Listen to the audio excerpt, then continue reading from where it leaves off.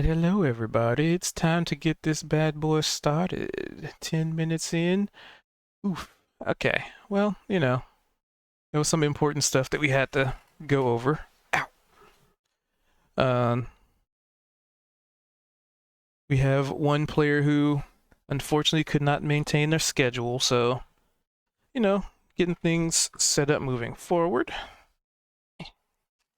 And I made some adjustments in my room, and I'm trying to make sure I didn't screw anything up. Perfect. All right. So we are on episode 23, Biting Cold. Let's see what the party gets themselves into this time. Yes. All right.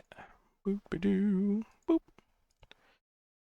All right. So, who would like to do the recap or an inspiration?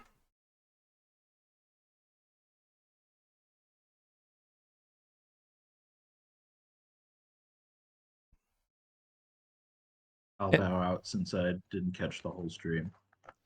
and mind you, it's fine if you already have an inspiration because you could just give it to somebody else. It's a party resource after all. Do do do do. There we go. I mean, if people are being bashful, all right, this is what I remember. There was this really cool, awesome, amazing baker named Maximilian J. Fox Voldemort. And he was like having some issues with some kind of like the townsies taking him over. There was a butler who had, I believe, a monocle and maybe a top hat. Very cranky guy. Locked poor Max up into this little downstairs basement kind of area incidentally with the campfire and sleeping bags. It's just happenstance. And then there's this party of like ne'er-do-wells, like going through the corridors looking for treasure, basically, a B&E, if you will. And they came in there, accidentally kind of found him, shared some raw meat, which is known to like make people sick. You can get food poisoning that way. And then when Max was on his best behavior and making friends with everybody, they were a little snippy at him, right? They're telling him, the exit's that way if you want. They tried to beat the shit out of a door like forever, like over. They were casting spells at it. They were like trying to kick this thing that they tried to lock pick it, but then there was like a second more intricate lock behind that. Um, we found a key underneath a statue at the little top right of the corner of that room, and there was some double doors, and they were covered in dust as if nobody had ever went through them, which to me was a sign that we don't need to go through these doors because clearly the bad guys didn't go that way, or else the dust would have been knocked off, right? But that's what we did. We hit it. We did some save reflexes to get out of the falling dust so we didn't get allergies. We put the keys in. We went through there. There was a little corridor. We went into a room that had a map that had, I believe it had some blueprints on it, right? And they let me keep those. I don't know why, but I got possession of those somehow. Everybody was going through all these little doors trying to work on like the keys and stuff. We went into a room that had a one big light in the middle, like a blue one, and then some like I think it was green glyphs like in the corners. And everybody took turns getting sad. It was almost like playing like emotional chicken. Like we would just wander into this thing and be like, "Yep, that didn't make me cry." Watching, that happen, reliving that experience again, and then the next person would go, and then the next person would go. I remember somebody had the crazy idea of licking like a glyph for some reason. I don't know why. They just felt instinctively they needed to do that. And then this Chaw guy comes in into the middle, like with his little demonic tiefling kind of, appearance. And it's already a spooky place with a lot of people after them, right? So there was a little misunderstanding. We threw that dagger that had the chicken grease on it still. But that didn't even come close to it. It was just like a jump scare, it happens. Some feelings were getting hurt. Somebody pushed me in the boob. I remember that. And then I fell into that stupid blue triangle, and I had to think of summer lovin' and how it happened so fast a long time ago. I got up from that and pretended not to be phased. I definitely wasn't, looking up at the ceiling and saying a name under my breath or anything, right? They went up to the top room, the north above that, and while they're working on the keys up there, they could hear water. I feel like the room was probably flooded with something, and since this place is creepy, I was like, that's gonna be like a room full of blood or something, right? And while Raul and Zed were dealing with that, Um, the drow lady, she went around to like every single glyph. I'm pretty sure she did all of them. Maybe she did all but one. And she was activating these things, and then that made a little portal in the middle, and then she just willy-nilly jumped through it. And then I thought a very reasonable person was like, you know what, we should explore the rest of this dungeon before we follow her. It's what she would have wanted, right? And instead, like some big bearded human dude named Zed just grabbed me up and like ran me through the portal, and then all of a sudden we're in like a little snowy crater. It drops to like negative 20 degrees, right? And we're just in this bowl, right? And they're following footprints because they're still chasing this guy who I don't even know who it was. I think he's a butler or something. I don't know. And they could not find him for the life of them. And I went to go get a cookie in the kitchen, and when I came back, everybody had left me. But it turned out to be a good thing because then I got to do like some saving throws and realize that this is some kind of illusion that we're in, right? And so I got to go to the real snowy area with the giant sword that's in the little icy dragon thing, which I don't think we can see, but it doesn't matter because I saw a ship and not a water vessel.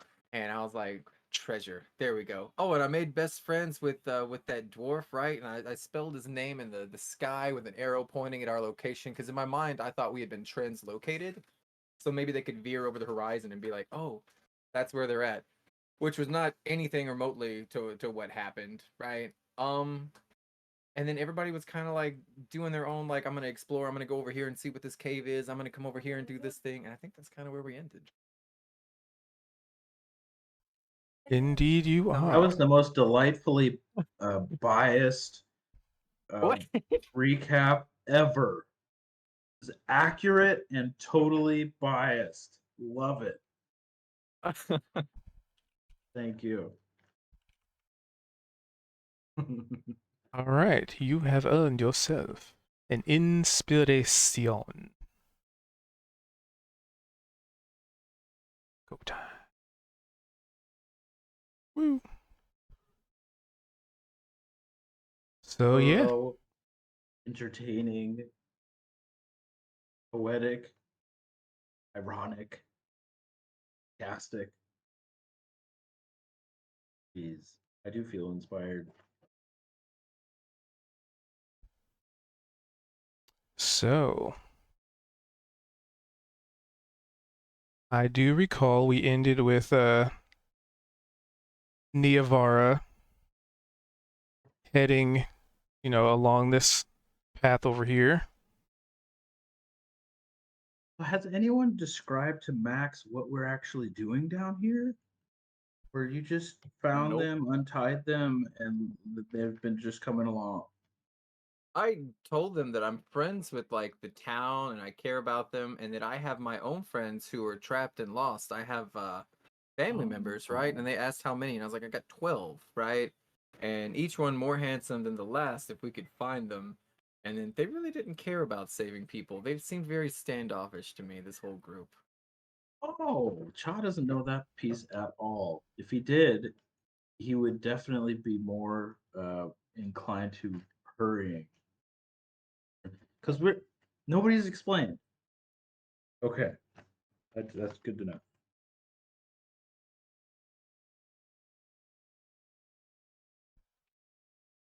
All right. So Max is over there in the ship. Zed was admiring this vessel.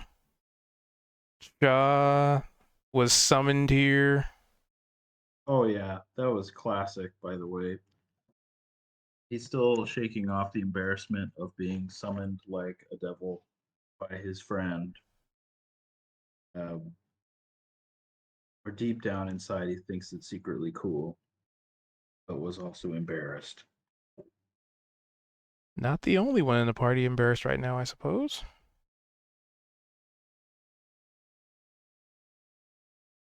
Guys, I got a weird feeling about this place. Just now? Well, we just got here right now. Guess you're right. I mean, like, it looks like something bad happened here, but like a long time ago. And if this is where Dale came, like, it could be a setup or something. The lair.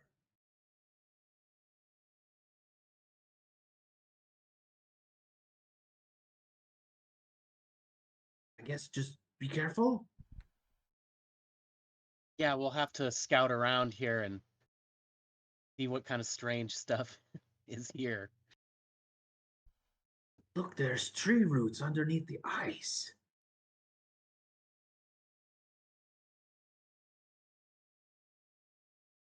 Is it like a frozen lake?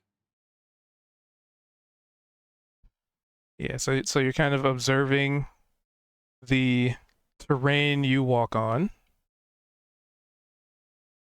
and there's like there's like a pretty thick ice, but there's also like snow over it, which kind of allows you to walk normally, as it were. So it's the snow is kind of serving as a little bit of a buffer for footing. And you take a little bit of look at the ice, and it doesn't exactly look like it was frozen, uh, you know, perfectly settled water, as it were. So there's some ups and downs to it. And Max, feel free to give me a perception check while you're in the boat looking for treasure. Um, and yeah, there's just a lot of snow here. It's pretty cold, but it's not like biting cold like the other place you were in. You kind of felt if you were in that location or illusion too long, then something bad might have happened.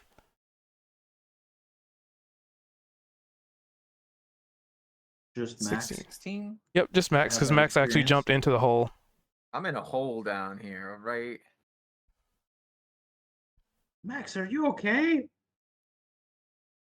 16. Yeah, I'd be able to hear that from I'm on the interior of the ship, so I'd like kick one of these little boards just to make some noise. And yeah, I'm in here, just minding my own business. I don't need any help. I'm fine. You're going pee, aren't you? I am. I have a very tiny bladder. I'm sorry. It just I know the feeling, really. Okay. So you find a tiny little chunk of amethyst. okay. It seems it seems like it's uncut. It's very, very rough, very raw. Um, but from where you are in the hole, yeah, it's the only thing that seems like it stands out in here. Like you see a And there's chest in nothing in there, these but chests or anything. yeah, so you see some chest in there, but it actually looks like it's already been looted. I'll say, hold on. Roll me a D20. Just a raw D20. 20. Woo, 18. And I'll say you even find like a combination of silver and gold, but 18 total. 18 gold. We'll just say gold. All right. And these are just kind of coins that are scattered about. Some of them under loose boards, some of them maybe have rolled between planks and just kind of got caught between layers. Maybe a couple of them covered in snow from the exposure here. Something that if somebody looted, you could definitely see how they would have missed it. But it's not like, do you recognize this place? but it's not This like ship? 18 gold that's just in a pile. These are just separate gold pieces just strewn about, kind of thing. Yeah, some of them still a little adhere to the floorboards, but I'll just pry that up with one of those little daggers, right? I definitely want to make sure I get all the loot from this as swiftly as possible before anybody comes in and sees it, because it's all mine. And actually, with that 16, you definitely see. Yep. So you notice, and it just barely notice it. If it weren't for the time of day and maybe, a little bit of light reflecting inside this vessel, you probably would have missed it. But you notice that there is a rapier with a very elegant looking handle on it. And I'm gonna need you to make me a quick little history check. Yeah. Which, I mean, I know whose ship this is, right? And so I'm gonna say I've got like a little bit of a gloat as I'm walking around, right? And I'm just like hands on the hips, and I'm like, that's what you get for, just muttering a little bit to myself as I make this little intelligent. Oh, that's a 20. Yep, that is the personal weapon of First Mate Bloat. It's a little spot where I can put my notes on here. So in your sheet, well, I got a lot of tabs open. You can put in like biography, I think. There's a big empty section there. If you're looking, Yeah, if you're yeah, looking to I put filled like that bad boy up. so you're just trying to put the like a weapon in. I'm gonna do it in the document. No, I meant for like note keeping. All right. Okay. I'm just gonna open a Google document. First mate who? Bloat, Bloat. like a bloated corpse. Mm-hmm. Okay. I'm definitely gonna grab that rapier. Like, do I know anything about first mate? Bloat. So with a 20, yeah. So is the unfortunate tale has been, tale has been told, and the story that has been woven. First mate Bloat, despite him being your, a rival entity in a sense, Mm-hmm. he was the nicest person on that boat. Like, whenever you guys got into a spat, if it was you or them, Bloat was always the one who would go to like the edge of the boat when one of the two of you would be in retreat and wave and say good fight. Like he would, despite being with those ne'er do wells, it's a shame that of all the people that probably met their end, he had to be one of them. A little bit of respect for your enemy, kind of thing. Aw. Then yeah, I'm definitely gonna take this little rapier, right, and just I wish he'd have made more better decisions. And then I'm gonna cough and remember to use my fake voice for Maximilian Voldemort. Yeah, because he was what a. And then I realize I'm talking out loud and I need to not do that right now. And then I'm just gonna call out, is Kismet out there? The Damn it, Kermit, dwarf, hey dwarf. Looks at Kozik, knowing what Max is saying, is like raises his eyebrows. Kozik kind of can hear him and sighs a little bit and comes to the hull and kind of knocks on it, talk, and then is like, "Oh yes, what can I do for you?" Hey, put your hand against the outside of that plank. Like palm it. Uh, all right. Like he does it. And I'm gonna do it on my end. Be like, can you feel that? Feels like a nice hard wood. Yeah, no, I put my hand on the other end. It's cute, right? It's like there's these walls that are keeping us apart. Anyway, I need you to drop a rope in here because I'm stuck. Kozik, what the All hell right. is going on between the two of you? You're acting really weird with this new person. Is this a ladder over here to get up? Yes, it is. It looks like a rickety, wooden. Yeah. It looked like it at It's one point was like a rope ladder, but whoever utilized it just sort of threw it over some sticks and kind of made it like a little bit of a double ramp, as it were. all right. So I gingerly make my way up the ramp and come over to this hole and look down in there and see if I can see young Max. And while you're waiting for Kozik, Mhm. Max, you find another little piece of obsidian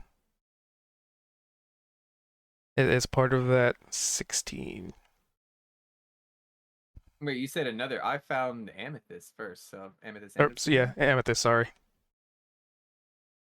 Got these two words mixed up in my head. There's no obsidian here. It's amethyst. Amethyst obsidian. Amethyst. Okay, let me Google how to. Oh, this is the transparent deep purple gemstone worth a lot of moolah. Okay, but we have two. Do they have a weight? I don't see a weight on there. Nah, they're too small to really have to calculate that. All right, got it. Like the first one's maybe the size of the tip of your like a fingernail, and the second one's probably like the size of half of your middle finger. So not really much weight. Okay. I'm gonna shove that in my little pouch, right? And I've got like my coins in there. I've been finding coin everywhere. Some of them's a little dirtier and dingier than others. Some of them got a little frost on there. And I've also got this second like rapier. Like now I've just got one on each hip, right?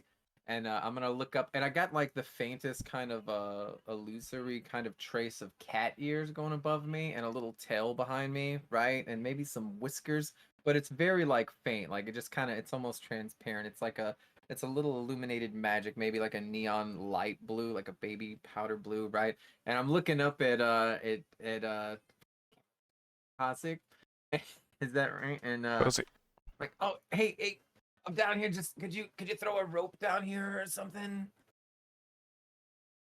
All right. So I do have a hempen rope, and I tie one end to maybe one of this like gun carriage or something that's here, and I drop the other end down in there. I grab it and just wait to be pulled up.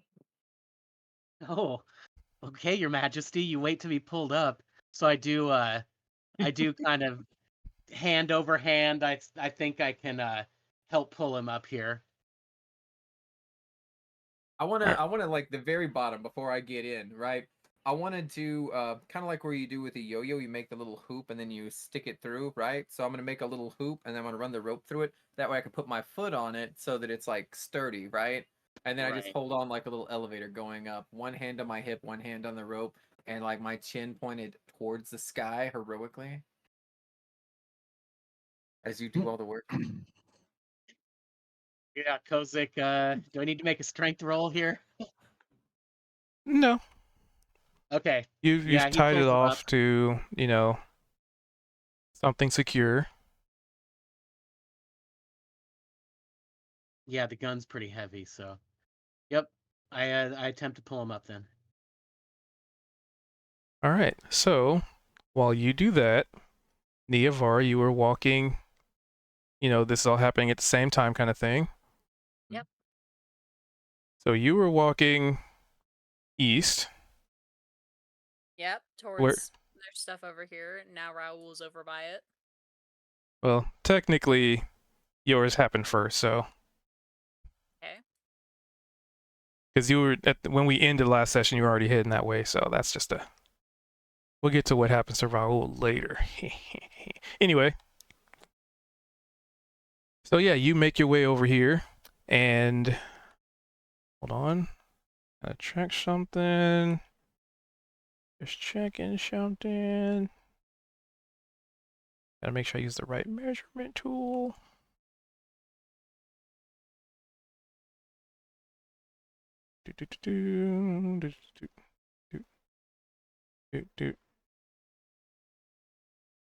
Okie dokie.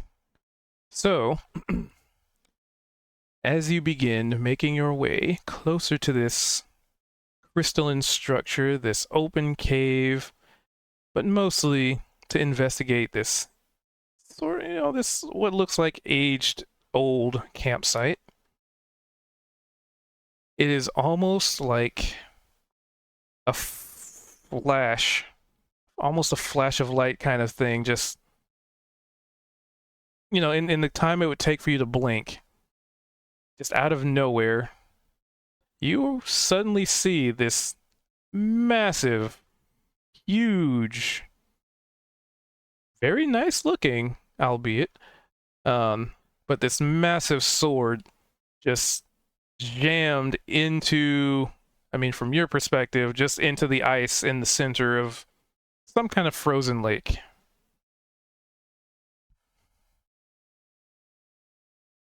Traveler's feet. I've never seen something like that before, nor do I want to think about why it's there.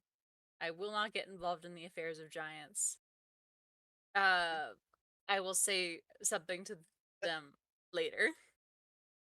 Because Niavara is at this camp, but she's very curious about what she can find in any equipment she's going to rescue from these unfortunate travelers. All right, so you're gonna peruse through the goods because there is a tent there. Looks like there's like a wagon that's Check like the tent busted. first. All right, Signs of extra bodies. give me Slash. a, I guess investigation or perception are applicable. Let's say perception. Actually, yeah, perception. It's a cursory glance first. Inside, there are two skeletal remains, huddled and, well, long since deceased as they're covered in snow and ice. And basically, whatever was left of them, well, it's pretty much what's in here. She'll grimace as she considers that. Lets the curtain fall closed.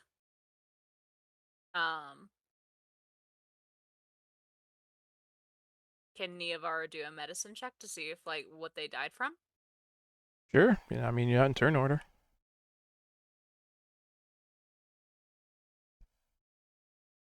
Well, you take a moment, think about it. You reach the conclusion that they probably passed due to exposure to cold, but you also would probably understand that there might be creatures here that had also picked the bodies clean as well. So you ascertain maybe some scavenger type creatures. Essentially, they died, and while the nature took its dues before the bodies actually completely froze over.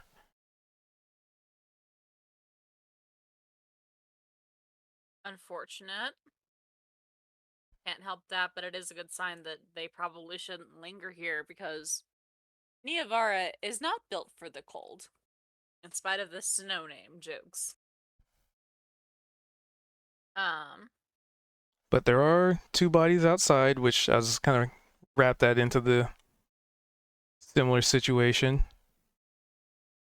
Same thing, they probably died from exposure to cold. Never mind the image with the axe stuck in the guy. That's probably just something that fell off a table. Yeah. It got placed there after the fact. Is the backpack or the chest real imagery, or should I ignore them? The chest is definitely there.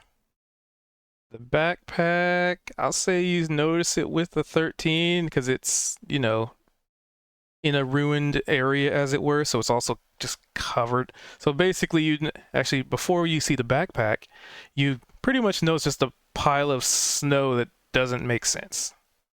And that's kind of how you reach that conclusion. Or unless you don't want to investigate it, that's fine too. It'll be an investigation then. Let's dig through the snow and search through their stuff. All right, a 20. In this backpack, essentially this backpack was a crap, the word is eluding me. Basically one of the starting kits, the explorer's backpack, the explorer's kit. Oh, cool.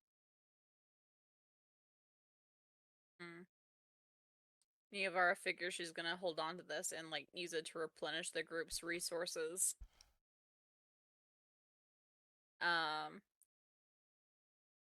So just a unfortunate group of adventurers. Is that the conclusion that I think Niavara is coming to at this point? Yeah, they probably got caught in a snowstorm or something. They started making camp. Two of them tried to. It just didn't work out. Sucks. Did And you see were you there was also a hat checking the? sticking out of one of them? Yeah, don't worry about that. Okay. Were you also investigating the chest or just the backpack? Chest next. All right, well, it'll take you a little bit of time to gloss over the bodies, reach your conclusions, dig through the snow, go through the backpack, find the backpack, and then go through the backpack and see, oh, it's just just an explorer's pack pretty much. And at that point, Raul flutters on over. Or is he walking? That's funny either way. Walking. All right. You probably hate this. Fucking snow. It's cold on your talons. It's getting all. It just doesn't feel natural. Or maybe it does.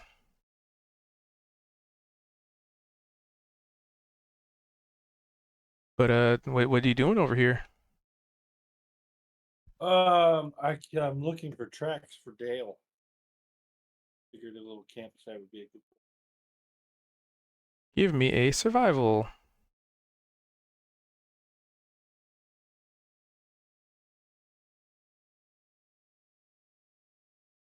An ability, right? Ability check. That Yeah. just strength dex, all that. Survival is an ability. It's the bottom one under stealth. Basically, you're but, looking for tracks. but it counts as an ability check, right? Yes.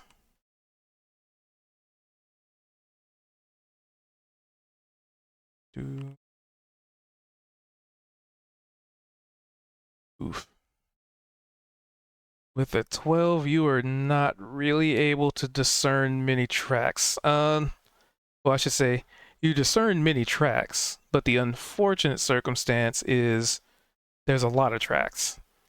There's a lot of animals that come through here, maybe some like snow hares, maybe some mountainous felines, because you see the little toe beans.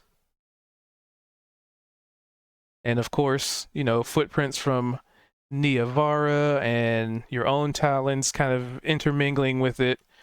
And it's a little windy, so the snow is shifting a good bit, kind of what's making it so chilly. However, from where you are, you also take note of this massive, almost looks like a brand spanking new sword just imprinted or impaled into the ground as if it fell from the heavens. Can I wander up to it? Move 1 square at a time, please, for no reason. Doo-doo-doo. Right there. So as you start stepping onto this icy, well, now definitely seems like a frozen lake of sorts. Give me a perception check. It's cold on your feet, and it sucks. And then give me, because you're stepping on this stuff now. It's transitioning from this sort of thick snow to just straight up ice. So give me a acrobatics or fall prone.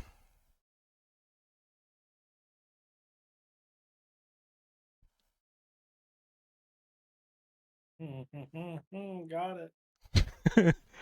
You most definitely got something. So you slip and fall, kind of slip on your butt, and like when you roll on your back and your momentum carries you, you're just kind of sliding across the ice. And it makes it really hard for you to kind of catch yourself and take flight. Your instinct is when you start to fall, you spread your wings and start taking flight. But in order to get that initial momentum, you kind of need the footing to do it, and you just don't have that. So it's almost like a bird in a toboggan, just going down a hill kind of thing. I hate this. situation I've gotten into.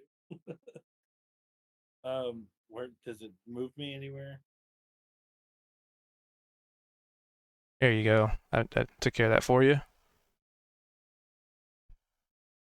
Actually, you know what? Hold on.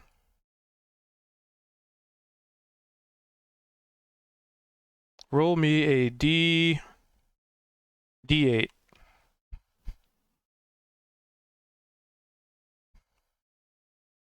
One, two, three, four, 5, 6, 7. All right. So you slide 10 feet and bump against this rock here. All right.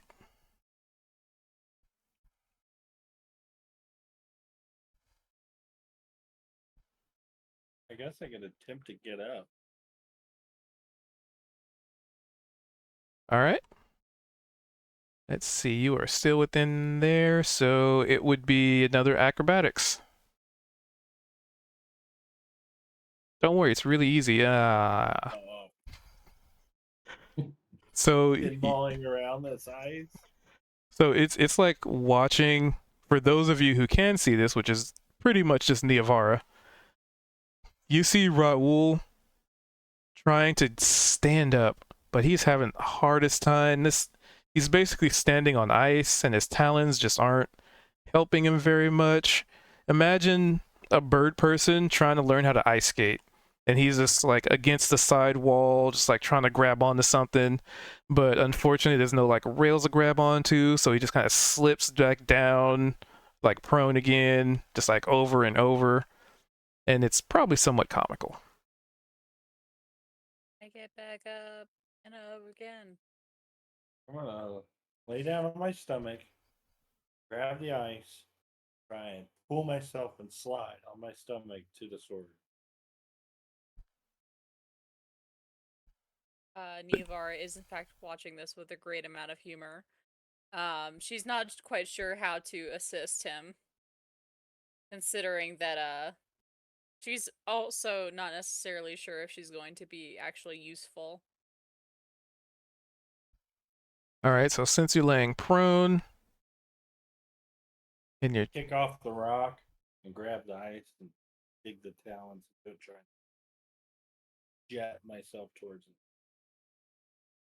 all right, surely you can't roll below a 10 with the I'll say you have advantage, but apparently you have disadvantage there, so just a normal roll. Exhaustion. What am I rolling? Just another acrobatics, but just normal, not disadvantage. Yeah. And which direction are you sliding? Towards the sword. I'll say you kind of move that way because it's sort of you're still crawling. You are using momentum, but you know it's a slow maneuver.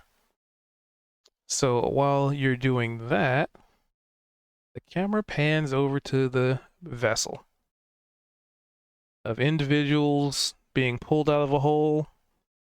Zed, Cha, what are you two doing outside the boat here?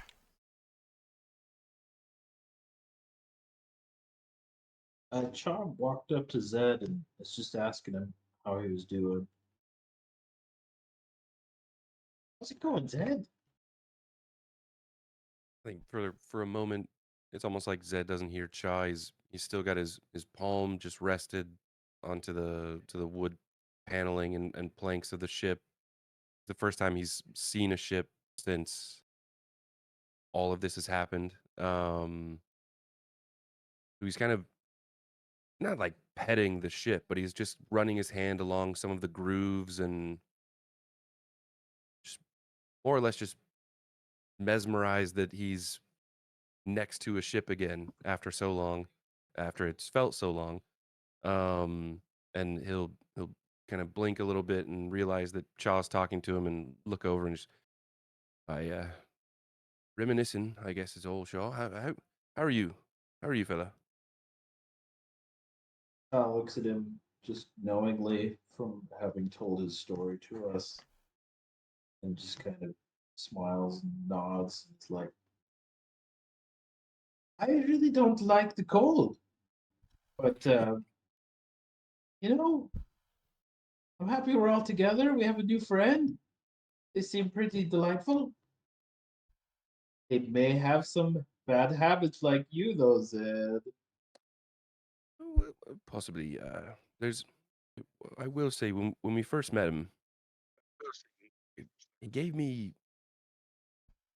And I feel like Kozik got the same feeling as well, but he's hiding something, withholding something, keeping something from us. It's I mean, are they doing a very good job of hiding that they're hiding something? Really? no, and that's almost a concerning bit is they don't really seem to try to be hiding it all that well. So when Max decided to come along with you, was it what was the reason? Was it to just help out? Was it to look around for loot? Well, Did they it have was a goal honestly down there? it was kind of a weird scenario there. I knew almost for certain that Dale had gone through this other door, and I was working on the lock and everything like that. And Hmm. Niavara heard some banging in a door behind us. You know, instinctively we thought, well, like, maybe that's Dale. I don't know. Black Box. We go through. Niavara's able to open that door, and then there's just Max tied to a chair, leaned over on the floor like he'd been trying to struggle and get his bindings off. And Hmm. so, of course, we cut him loose and we started asking him how he got there and things like that. And he's very peckish, so gave him a bit of food. And he was telling us, we were asking if he knew Dale. And apparently he was saying he knew Dale and all the townsfolk and things like that. And that was part of the whole story that I was maybe not quite believing. Um, Oh, uh, but he mentioned that he had a bunch of friends, I believe. He said there was 12 folks that he got separated from. We were all somewhat concerned that how could you lose 12 people? But, separated from?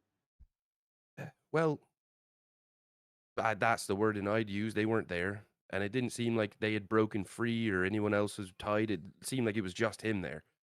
Um, but he mentioned these folks that he's trying to find, and so we at that point we were saying, well, do we help you look? Do we keep chasing after Dale?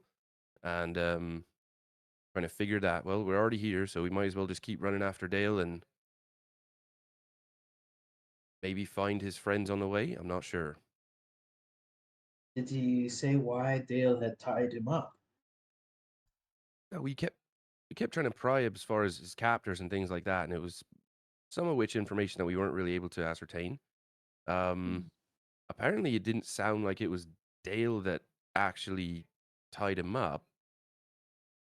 I don't, Oh, and to be completely honest, for what we knew about Dale, he never left his home and things like that, and then he was always kind of just sitting in that comfy little couch that he had. I, right. he doesn't really strike me as the type that'd be tying people up and doing that sort of dirty work. It might have very well been the butler. Hmm. That's also just assumption. Wow, lot of mystery. Now we're being transported to yet another realm through a portal. Boy, it happens like every 5 minutes for us. It's almost it's uncanny. Typically seem to find all of them. But I can't tell you that I've ever been in a place like this, and I'm also very surprised to see a ship here. Very Child odd. looks around at the landscape and is just like, something bad happened here. I can feel it. We I need to watch out. got the same similar sort of feeling. Let's make sure that we don't, you know, run too far off on our own here. Sure. One more thing. Do you think Max is maybe a spy for Dale? Or on Dale's side somehow? So like it's a trick? Like they may be an enemy? I can't really rule it out, but the more that I think about it, there's a good chance that we wouldn't have ever stopped and untied him. That's I feel like if he was a spy or trying to ingratiate himself in our party here, that there probably would have been a better way. See. But I can't rule it out. I've got a funny feeling about that Max, so I it's think they're kind of cute, but we should watch ourselves, I guess.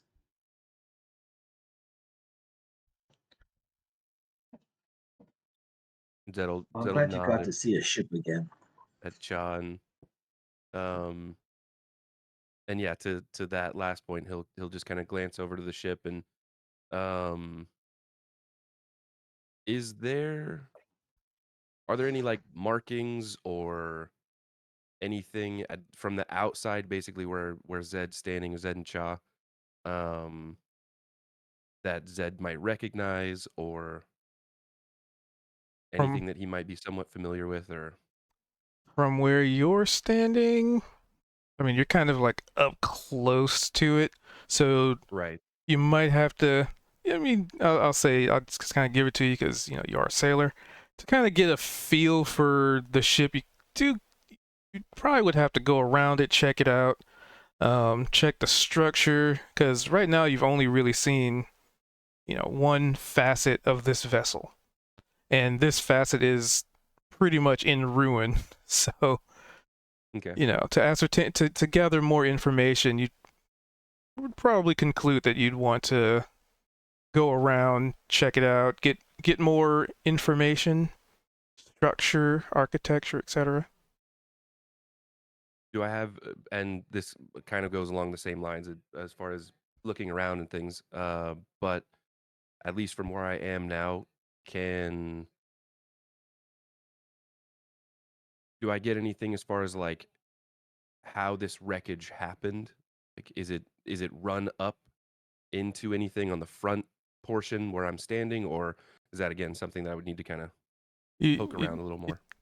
kind of need to poke around a little bit more from your perspective because you know something to consider how big a ship can be, and you're sort of standing right under it. Like under the bowsprit? Yeah. Yeah. So to really Okay. gather more information, I'll say part of that will be an investigation, but also, you'd have to go around, maybe check out the deck, check out the back of it. You need a little more information other than just the bowsprit. All right. So Zed'll kind of start slowly making his way toward where that makeshift kind of rope bridge is set up. But as he's moving along, he's going to be scanning the hull and continuing to just kind of like run his hand along the side, maybe trying to feel where a water line may have been. Kind of, um the wear that it might have done on the wood, just to see how high it may have been floating and think, just trying to ascertain all sorts of details about this. So gonna start moving up this way.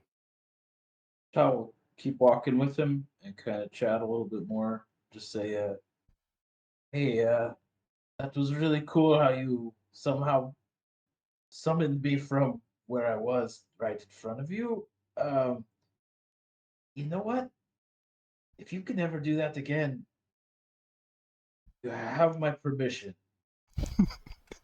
I thanks, Shaw. And honestly, I didn't even know Max started drawing things up in the sky, and I'm not capable of doing that. So I started drawing things down on the ground. He kind of wrote Kozik up in the clouds somehow, which is honestly fairly impressive. I ended up writing your name, but then I thought about it. I thought, what sort of connection do we have that, you know, established at this point? First thing that popped in my head was that little secret handshake that we started developing. So I kind of just started drawing out what that would look like, step for step, and ironically, as soon as I made that last little, that last little bit, that you popped up right in front of me. It was I Yeah, about that. Uh, w- what what you did? Well, it's something that people do when they're summoning devils from the nine hells of Batur. oh shit. And I've never been summoned that way. That's just so you know, it was a little weird because my relationship with the hells and everything is you know so Yes, I understand. uh yeah, just a little embarrassing, but like I said, if you ever need to do that again, you have my permission. Well, I hope I never have to do it again, to be honest. And I, yeah, given the sound of what it might entail, I'm a bit weary. I wouldn't like something else showing up that isn't Chaw, But I'll keep that in mind, buddy. Thank you. Well, I'll kind of like, I think you figured out how to summon me, so I don't think anybody else would come. And it's really cool, actually. It's just a little, personal and weird, but pretty cool. I Good can't work. imagine just being drawn from where you are to another place, especially without your own control. That's Uh, All right. I guess I should just bargain for your soul now. I'm joking. It's a joke. That was a joke. Speaking of bargaining for souls, so Kozik and Max, you managed to, Mm-hmm. you managed to get pulled up to the deck. So it's a, Kozik probably, takes his time with it, but he is very good at what he does. And you're back up on the top deck. The whole time you're like pulling me up and stuff, and I've got like the one hand on the rope and the other hand on the hip, right? I'm just under my like breath a little bit. I'm just gonna be doing my own little theme song, right? As you're pulling and just be dum dum da da dum dum da da dum dum da da dum as you're just pulling. And then I'm gonna point over here and be like, hey, what's that to our little starboard over there? You see you see what I'm talking about, Kozik? Ye- that giant sword? No, who cares about a sword? Oh, okay. On the other side of this is a house that we're in, right? Some kind of weird house.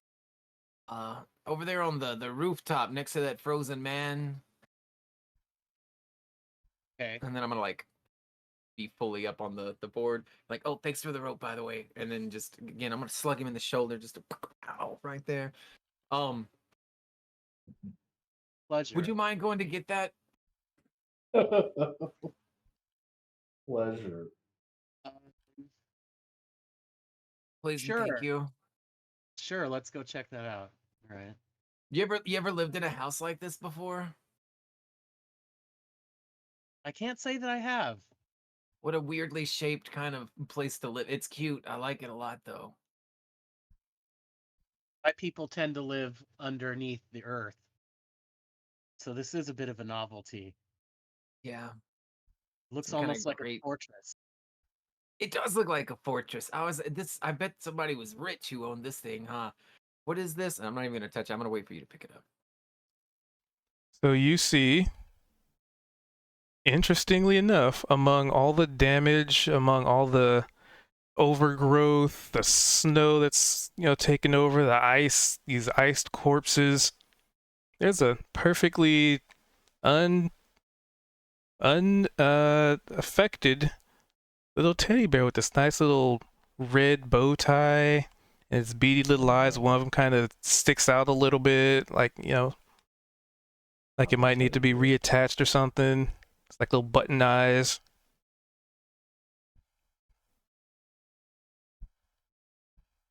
Yeah, take a look at him. It looks pretty cute. and pick it up. Oh no. Okie dokie. Nothing happens. It looks like a sort of a child's toy of some kind. Yeah, it looks like a real cutie patootie. I love it. Kozik kind of shakes it and it sees its little head kind of wobble around. Is it like got any Ah, waterlog so damage or anything? Or... no, it's perfectly dry. Hmm.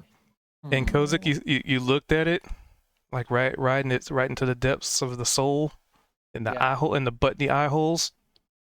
Oh, That's okay, nothing happens. horrifying.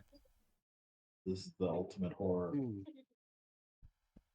Is this something that that you recognize, young Max? Something Uh, like this? Please, Max was my father. Call me Lord Voldemort. Um, yeah, you know, it does look kind of reminiscent of the toys I had as a little kid. Are you looking at it directly in the little peepers? Nope. That's okay, nothing happens.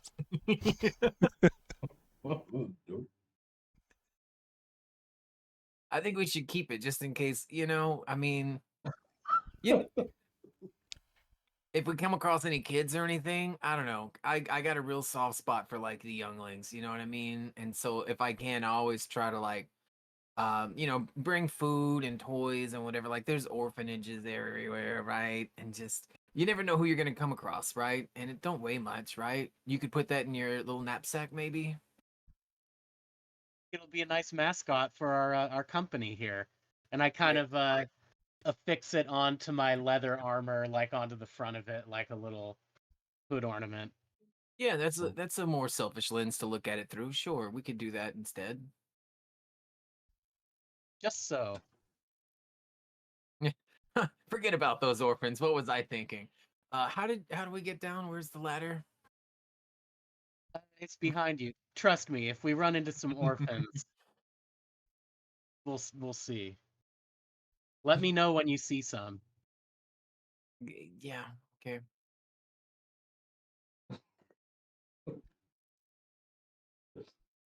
Is there anything else up on the deck here that we can like has it been all searched? Looks like there's a So, banana. you saw the banana. Y- This is Yeah, the go Where's look at it. Waldo of interesting things. We have to zoom way in. I was like, oh, there's a teddy bear there. Okay. There is indeed a frozen banana. What? Wow, I picked that up. Uh, Kozik, you probably shouldn't eat that. Indeed, is this even food? I haven't seen something like this before. Really? Oh yeah, you're from like underground and you live in like rocks and stuff. I forgot. Yeah, what are your what do you call this? Where I come from, that we call that a banana. Huh. Suitable name. Seems to fit. Yeah, it's a some people. It's actually the full name is banana nanner, but I just shorten it because it's faster. But if you want to sound real educated, that's what you would call it. And this one, no offense, but this is like if you found a cake here on the ground and it was frozen and in the grip of some dead ice person, which you're standing above presently, you wouldn't eat that, right? Guess not, but it looks like it travels pretty well. I pick it up.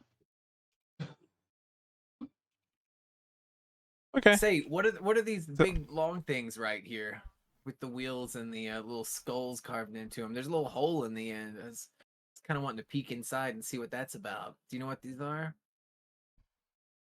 you two can give me perception checks. Mm-hmm. Oh, Perception.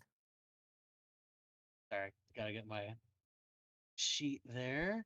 Ciao. 12. Perception.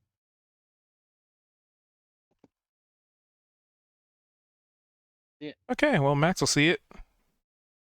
So Hmm. the second that Kozik picks up that banana in that frosty tree that's sort of grown out of the vessel, words begin to form on it, on the trunk. Wow.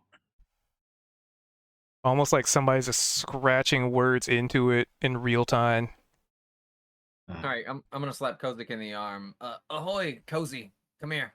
Weapons drawn, and I'm gonna pull out not my rapier, but Bloat's rapier. And then I'm gonna point at the trunk. Go investigate that.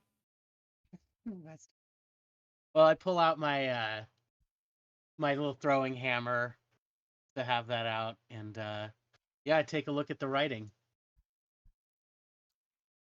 So, it seems to be written in languages you don't know at first, but after a couple seconds, these arcane words shift and form and meld, and at some points break apart into other shapes. But at the end of the day, they become languages you both can understand in one way, shape, or another. And scribbled into this tree, if you take me, the fates will know. Lose yourself amidst the snow.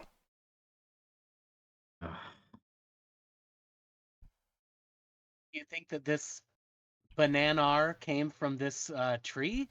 Is it a fruit? I mean, I'm not a scientist. How am I supposed to know? Like a fruitologist or something. What does it say again? Read it out loud. I definitely read it and can repeat it out loud perfectly. What the Okay, DM do it. said. Prove it. Uh, it says if we take this fruit, then the snow will know, and the fates or something. You read it just as well as I did. Oh, I didn't read it. I was waiting on you to tell me. Oh, okay. I don't ever do anything for myself if I can help it. That must be nice. It's the life of a humble baker, right? Mhm. All right. Well, I guess I mean I take the banana and I put it at the base of the tree. Then, like that seems to be it's an uncanny effect. I think I'll just place it here. Maybe it belongs in this. The Feywild is kind of crazy, so What's a Feywild? Oh. I think it's where we are. I mean, at least we were before we went through that portal and found ourselves in the death crater. Oh, of course. We just don't call it the Feywild when you're actually here. Sorry. I know it by another name, is all. I'm sure it's far more correct than I know what it is, but Yeah, we call it home. Anyway, you gotta bury that banana in the snow. Is that the gist of it? I don't know about that. I just kind of place it down at the trunk. Wow, you're not very brave, are you, Kozik? Ooh. Not compared to you, apparently. It would be difficult to be as brave as you are, I think. That is true. Where are all your friends going? We can let them know that the only thing we found was a teddy bear and a banana. I walk away from him. Are you really? I'm gonna walk a little slower and downtrodden and like look at my boots and just occasionally like pick the rubble out of the way. Cut the foreplay, you two. What's going on up here? In this time, you and Cha and Zed would probably, you guys probably would have met up on the ladder as they're coming off the ship. Did Zed do Hey, you his guys. investigation? These guys down here. Yeah, because they were Make heading sure- up that You way. guys go up, yeah. Move your tokens up. You made sure not to touch anything, right? I think they probably see our new mascot hanging there off my front. The gods, what the hell is that, Kozik? I'm not sure. It's some sort of totemic bear of some kind. It must have been important to the people on this who lived here or something. They're long dead. Yeah, Kozik, they might have been horrifyingly murdered. That's true. Shaw, Potentially by magic totemic bears. do you look the bear in his beady little adorable eyes? He tries not to, but he can't help gazing into the black emptiness of the ultimate nihilism incarnate. You stare deep into the soul of this soulless creature and maybe start to contemplate your own existence. Are we all just teddy bears? I mean, nothing happens. Just a thought. Ugh. Cha rips his gaze away from the horrifying emptiness. Oh. Anything else up there? It looks like there's a tree or something. There's some sort of magical tree with writing on it, and it It's gave me magical?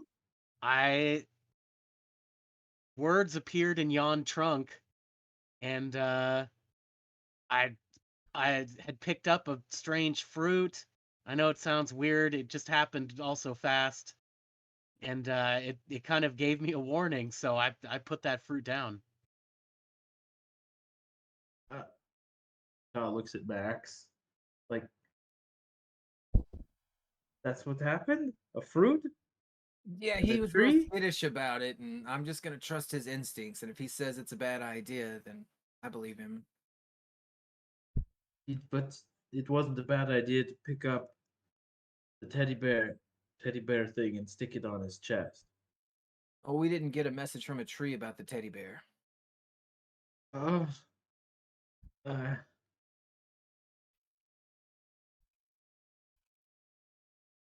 anyway, Speaking of Zed, did messages, you? Yeah.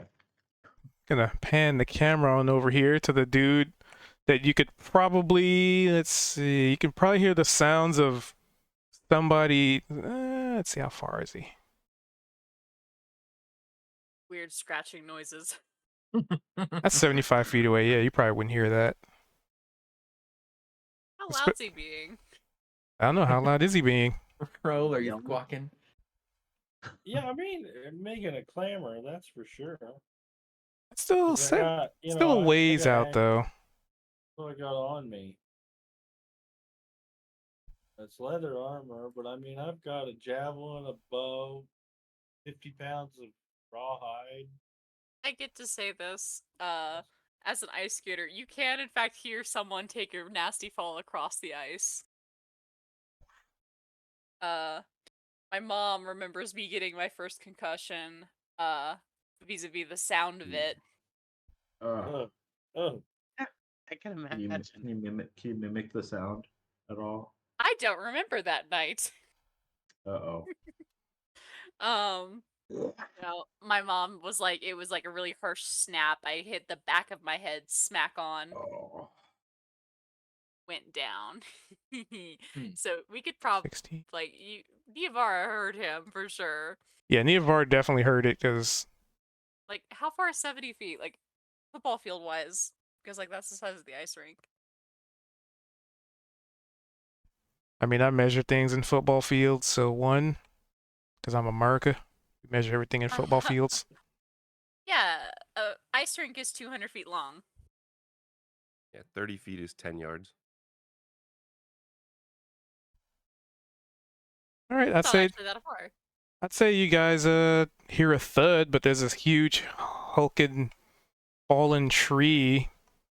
Some thud sound and maybe some scratching going on the other side of it. We finished investigating this house anyway. There's a tree in there and some weird, like, little metal tube things on wheels and some frozen people. That's about it. I know Zed was trying to do an investigation of this vessel, right? Hold on.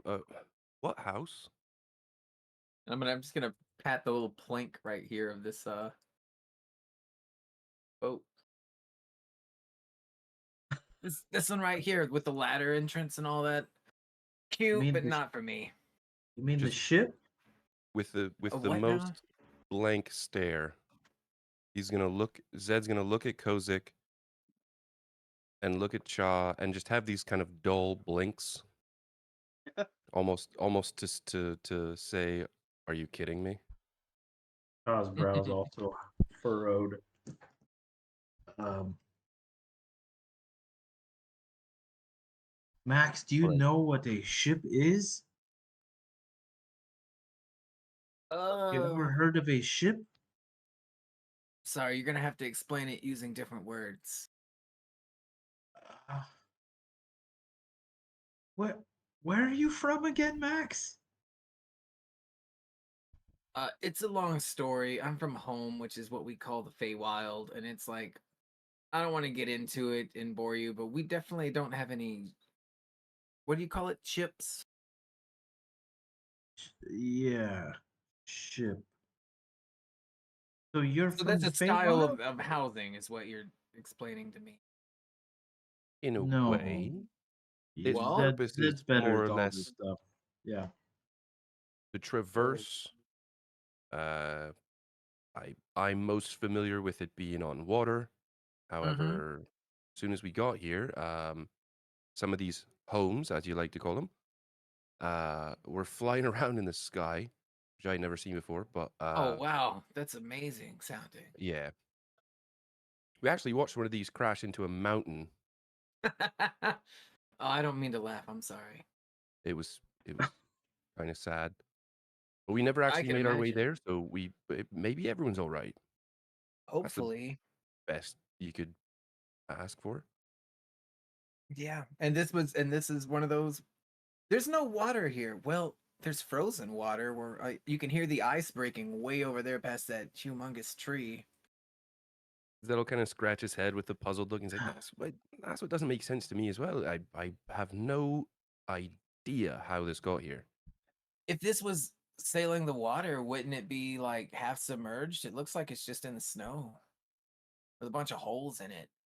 And there's these little metal things with little holes also in them, and you can stick your head in them. They're so big and they're on wheels. Don't do that. Well, it might be fine now since it's all probably froze over, but those are cannons, Cannons. I've heard of right? cannons before. Never seen Have them. you? Have you heard of like guns, firearms, like a flintlock pistol? No, you just making up words now.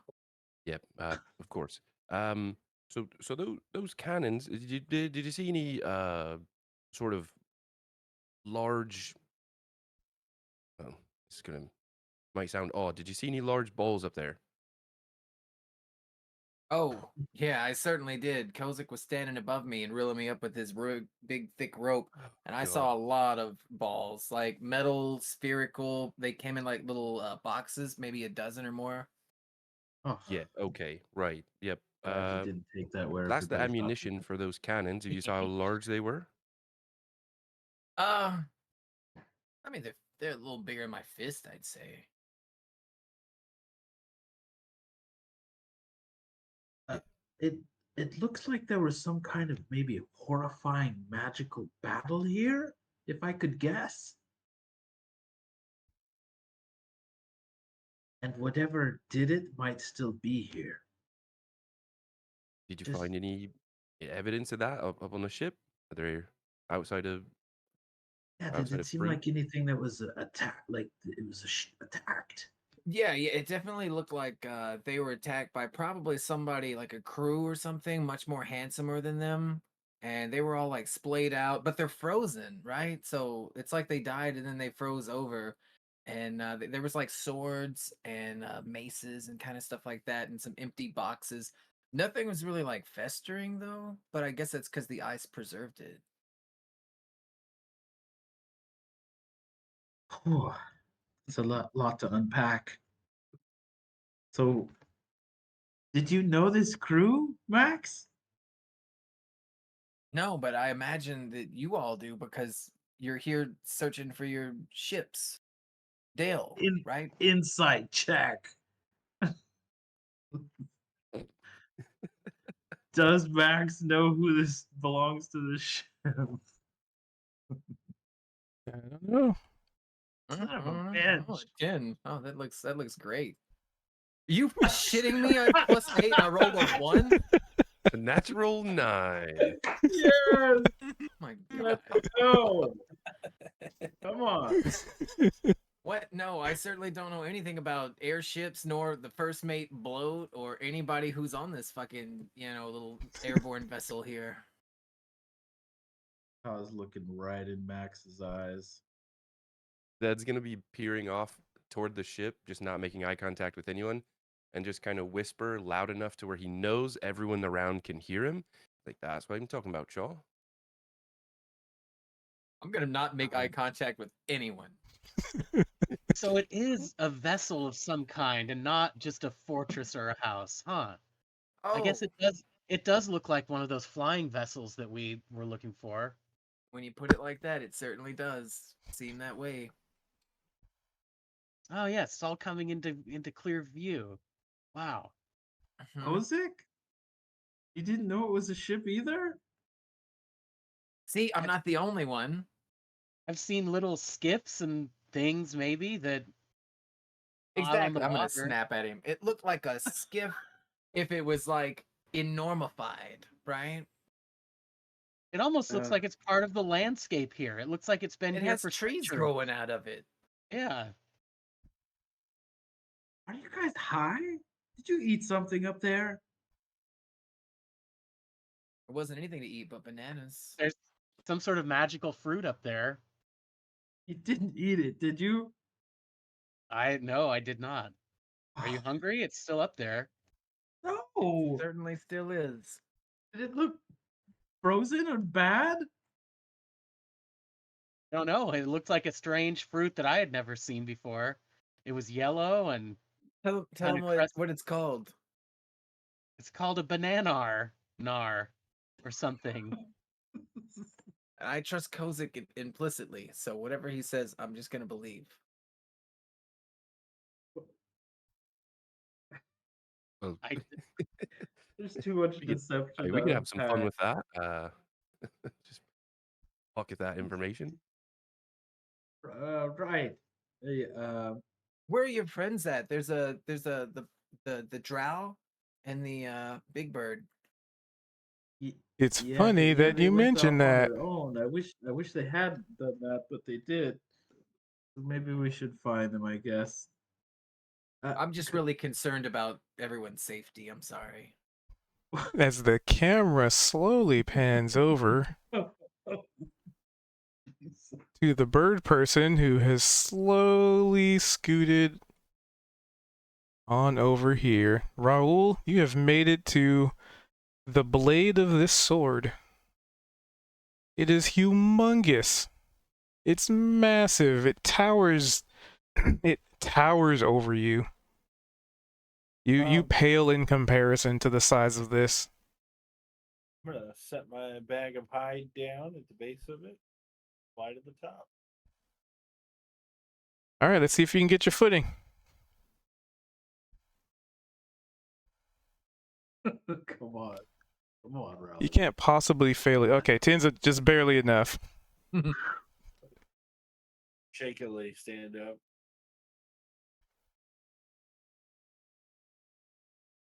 So this thing, so you're flying all the way to like the pommel.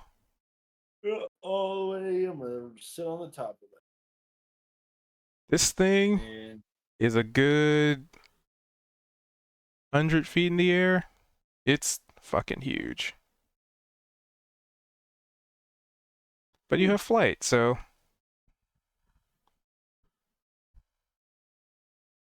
I imagined it was probably a good like 5-6 feet wide at the blade.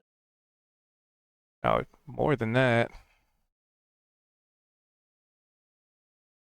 Like actual tons of metal. Oh yeah. This was in order for something or someone to wield this, they would have had to. I mean, you kind of get the inclination they were probably the size of a fucking mountain. It is the Fae. But you fly up to the top, and you get the full picture. You see the skeletal remains of some kind of winged creature? I would say reptile, but definitely skeletal remains of something very large, and the sword is placed directly where its heart would be.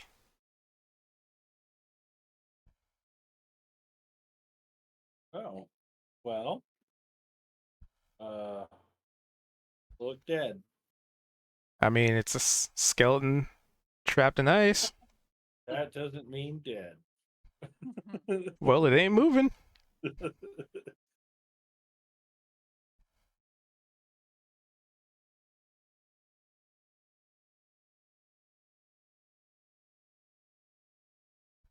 Doo-doo-doo. All right, so I need a quick little something. Let me do a range check. Doo-doo-doo. 55, 60. I just want to know if they're gonna fire that cannon at the sword. That's all I care about. Absolutely. We're just All right. waiting for your command. I'm waiting for So- them to nervously. When he said he wants to stick his head in it, I was like, it's gonna go off and shoot me while I'm over here in the sides. So the four of you on the left, Neovar is not in range. 60 feet, yep. So the four of you, feel free to give me a wisdom saving throw. As the air feels suddenly and unexpectedly colder. There's a breeze that rushes through here, almost like a torrent of wind.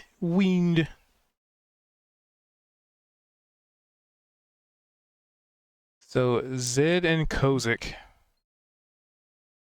First off, you two are kind of almost knocked off of your feet by this gust of wind. But you also hear a howling cry of some very pain-stricken beast. And it rings through your head. It rings in your ears. It rings in your head. You're pretty sure you have tinnitus now. Oof. Was that the echo of the cry of an ancient beast? It's oddly specific, Why is Kozik. my rolls not Did you working? guys hear that or feel that through your soul? Nope. Oh, wow. Huh. Well, I didn't feel nothing. Oops. Is that route select? That's fine. So Kozik and Zed, you take 6 points of damage as it hurts your head. Oh god, it hurts so much. Like you want to cover your ears, but you can't because it's almost like the howl is inside your head, and there's just no getting it out. But Cha and Max, you just feel the wind. Yeah, it's a pretty strong gust of wind, and yeah, you could kind of see how that would maybe be really loud to somebody not expecting it, but you're fine. It's just like getting in a windstorm for like 10 seconds. Oh, good thing I've got my cloak here. Those guys see a little blood dripping out of my ear, and while I'm going, ouch. Kozik, Zed's Zed. got his hands not covering his ears, but just like holding his head, and he backs up into the hull of the ship, and he kind of drops down to one knee. Oh yeah, the other effect. So Max and Cha, you now see this massive hulking sword stabbed into the ground. Can't really see, the area behind the tree, but that thing wasn't there a second ago. And you both see Raul sitting on top of it. What? Or I mean, Cha's looking maybe from the Raul. sword. It's really far. Yeah, he's looking from them but he reaches out to try to help Kozik and Zed. What's wrong, you guys? It's just a little breeze. Zed's gonna just somewhat excruciatingly mutter, "Oh, I've been on the seas before, mate. This ain't no breeze." I Maybe some of immediately the looks at the teddy bear. It's like, it's a teddy bear. Kozik, get rid of it. All right, let's not get crazy. It's nothing to do with a teddy bear. It's probably something to do with that big ass bird on that big tree over there in the middle of the lake. And Kozik, you're feeling just fine, right? You can just pull yourself up by your bootstraps, and then I'm gonna like slap him on the back and cast healing word. Nice. Shaw looks over to the quote unquote tree that Max mentioned. It's a Oh +7. shit. oh, That's, I'm I'm suddenly feeling kind of like a lot better. Wow. Mind over matter, right? That's what my nanny used Oh, to tell me anyway. you had a wow. nanny? Okay. You a Doesn't baker? everyone? No, my grandmother, my nanny. Oh, you call. Oh, okay. Yeah. Anyway, Would that's would not a tree Kozik over there, you guys. That's a humongous sword. Look at it. It's disadvantage. would I know that I've had some magic cast on me? I don't know. Give me an Arcana. Okay, let's see. Just to, because I don't know.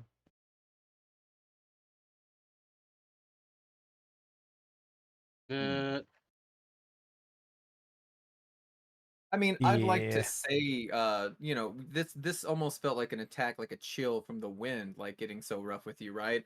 This would definitely mitigate that to a degree. This is kind of repairing a little bit of the wounds. You said you had like blood coming out of your ears, is what I would have noticed, and this is why I'm definitely casting healing magic on you, but I'm trying to be more like just almost like a wink and just it's really words, but there's definitely some magic to it, obviously, right? But would you be able to detect that when you just like felt this? Maybe it's just you recuperating, right? Maybe you just suddenly feel more confident, healthier. I think based on my role, I would be like, huh, that's weird. I guess it was something came really quick. I guess I feel a lot better now, though. God, Zed, look at him. Jeez. Oh, wow, he looks a little rough Yeah. around the edges, huh? Are you all right there, bearded man? I'll be all right. Well, That kind of get helps him used to back it. up. We're out here in the rough of it. I guess I just not used to being this cold. It is cold, yeah. Yeah, I guess we all just need to man up, right, Max?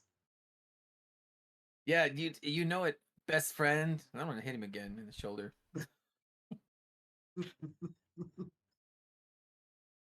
So while you're Something's having a going little on a here. little bonding moment, Niavara, what would you Mhm. like to do at all this?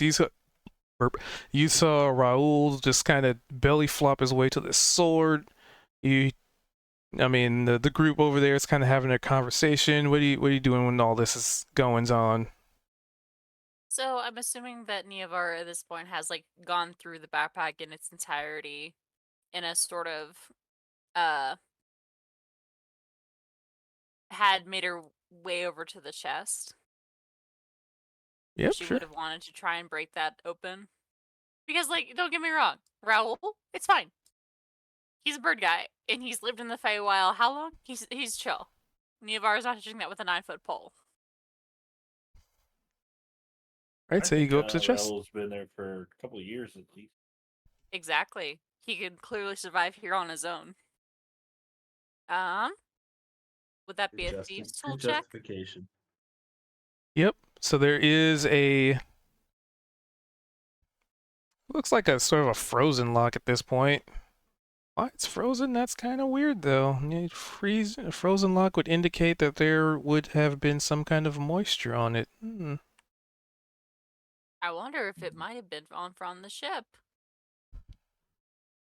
But with an 11, you're having a hard time getting mechanisms to, to function in a way that you would like. I'll do an investigation check to see if like if the lock is truly frozen, you might just be able to she might just be able to break it. And so she'll look for a spot to try and crack it. And I am not rolling great. You guys do have inspiration. Anyway, Hmm. I should have So- used my inspiration on that lie. I forgot. Sorry. Go. She'll actually call over. Oh shit! Ah, moth. Sorry. She'll call over, shout over really at Zedrin. Zed, Zed, treasure, treasure box. Oh my goodness. My ears are tingling. I will see you gents in a few. Well, glad you're feeling better. But you could just move exactly where you want to go. You don't even have to do one space at a time. We know Zed's. We know. Yeah. Mentally, I'm picturing like the Looney Tunes.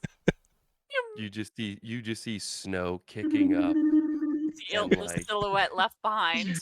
Yeah. Hey, you said what? There's a chest in the cart there, and I can't get it open. Throw your. Listen, one rogue to another. We can be quiet about this, so that no one has to know. Oh my god. Okay.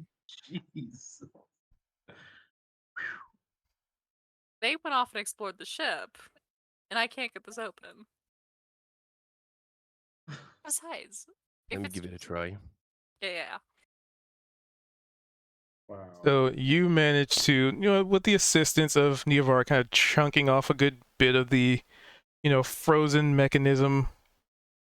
You definitely are able to hear, the click, the very familiar and very satisfying clicking sound. And you probably even take a moment to inhale, that moment of victory. Yeah. Exactly. Zed will kind of close his eyes and just have this ever slight nod of not just satisfaction in the ability to open the chest, but like you said, the noise of the tumblers falling into place and the lock clicking open. You'll kind of look over at Niavara. If you'd like to do the honors. Oh no, I fucked up. You go for it. All right, so Zed will open the chest. So in Navar will lean over it. like every image of adventurers opening a chest. So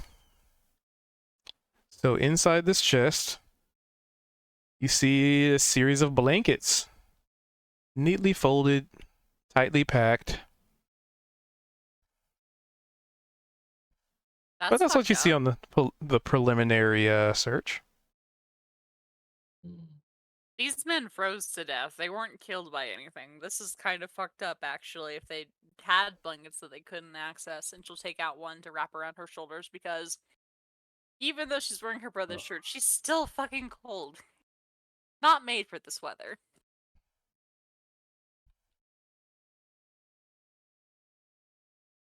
Alrighty.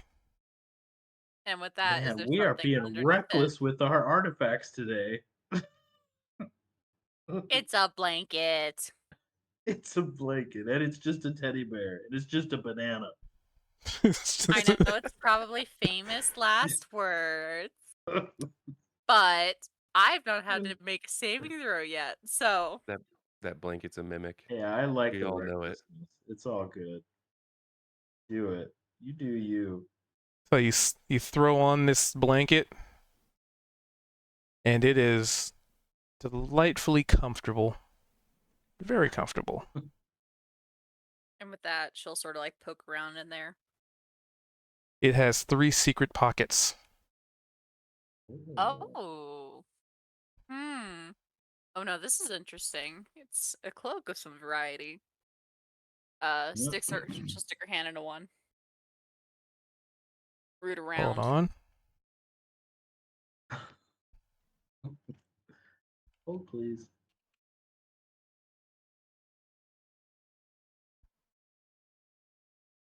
Had it, but now I can't. Hold on.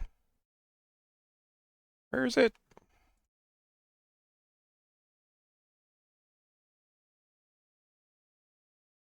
Okay. So you stick your hand in one. Roll me Yep. a D100. Nice.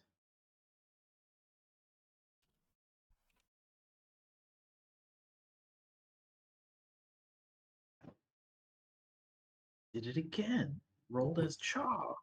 Is that? I didn't do it. Weird.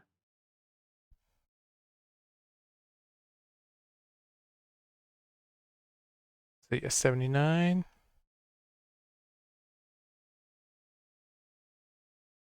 Yeah, no, Kuz, Neopars, Neopar, I don't know. That's weird. I don't know why it does that. Sorry. Don't want to get roped into trying to solve why you're rolling like that. Weird.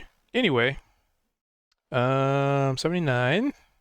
You pull, you kind of feel around in the pocket. Hold on, I have a chart for this. There we go. On the random chart, this is what it gets. Okay. This makes this even more morbid. So you feel around, you feel a piece of paper or some kind of parchment. Do you pull it out, or do you just kind of, oh, that's interesting?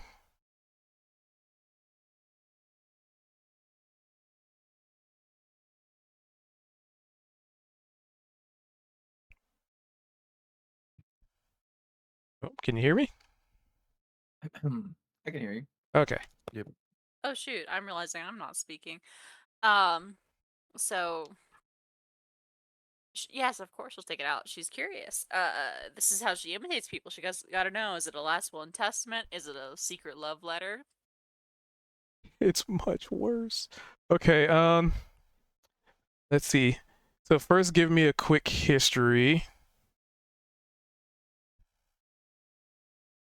As you How pull could it this. be worse than a last will and testament?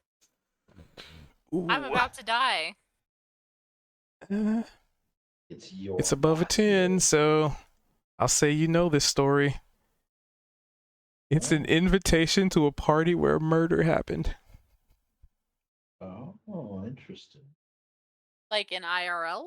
I don't know The why I asked famous that. one, Like, how famous slash high profile. is it a fictional story or like? Oh. So essentially, as you're reading this, so you kind of read that it's, at first it's an invitation, but then on the back of it, someone's final words kind of indicated that it was all a trap. We were basically invited to a party where everybody was massacred. And the name of this event is called. Hold on. Notes.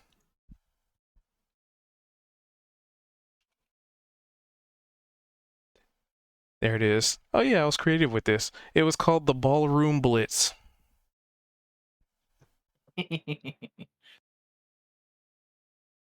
Clever. And she'll sort of close it back up and pocket it again. Like, oh, that's interesting. Someone never got away from a certain party. But their cloak did. Well, they got away, but this might be the scene of the accident, if you will.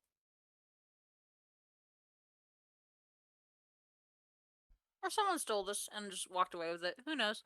Which, I mean, with your medicine check, you were pretty sure these people died of, just exposure. But this was in a locked chest, and maybe these things belonged to someone at the party. And Yeah, these maybe. people stole it. Definitely feasible.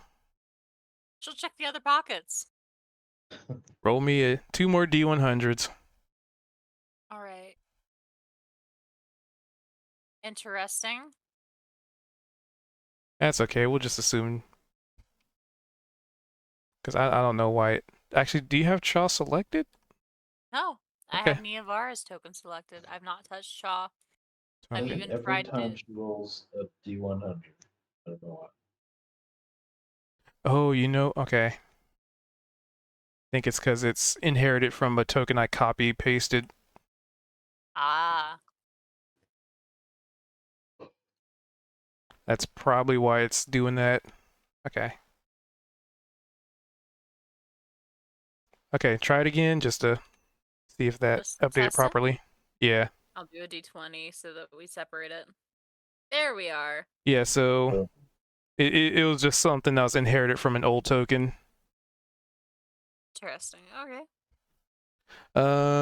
So a 15. Going up my chart. Going up my chart. You kind of feel around and it kind of feels like a feather. You pull it out. Hmm. Yeah, sure. She'll want to see it. It is a bright green feather. Curious. How big is it? Like, bigger bird or smaller bird than a owl? Smaller bird. Kind How of much probably smaller? akin to the size of a bird that a particular cat keeps murdering. F in the chat. She'll put the feather away before checking out the last pocket. All right, and the last one's a 97. So that one is. Oh. So it feels like something cold. You kind of feel like there might be some kind of like joints to it or something. Do you pull it out? Yeah. It's a tiny Let's... clockwork crab. Or yeah, it's crab or spider, so I think crab will do. Oh. Oh, this is interesting. She'll pocket it. So as soon as you pocket it, it kind of feels like it's moving around. Ugh. That's unfortunate. Actually, you know what? As a drow, I think the spider might be eating. Yeah, let's go with spider. I think I like spider a little bit better. It's the character. It's the character. Interesting. A little mechanical spider. Like, just clockwork, or does it, like... I mean, do you Vibes, are they the magical vibes, or are they, like, inventor vibes? definitely more inventor vibes.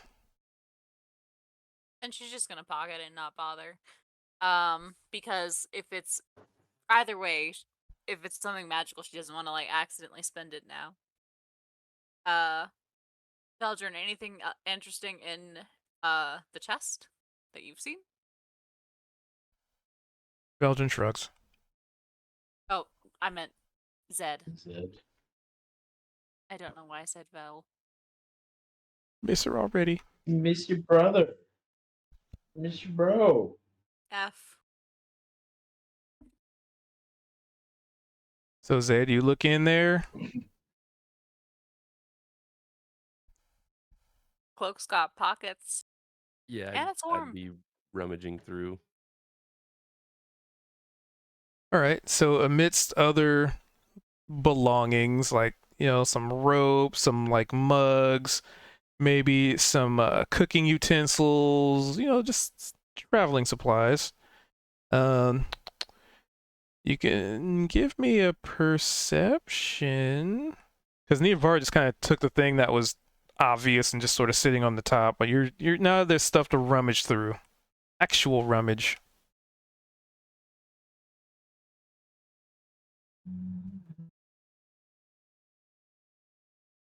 And by actual rummage, I mean you knock the chest over and make a whole bunch of noise, and a bunch of the stuff inside kind of falls into the snow and just sort of disappears into some things disappear into the snow, Oh. like dropping a fork into the snow.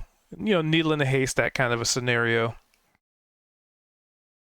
And at the very corner of your eye, you could swear you saw a singular the most golden piece of gold you've ever seen, and it falls into the snow and it's gone forever.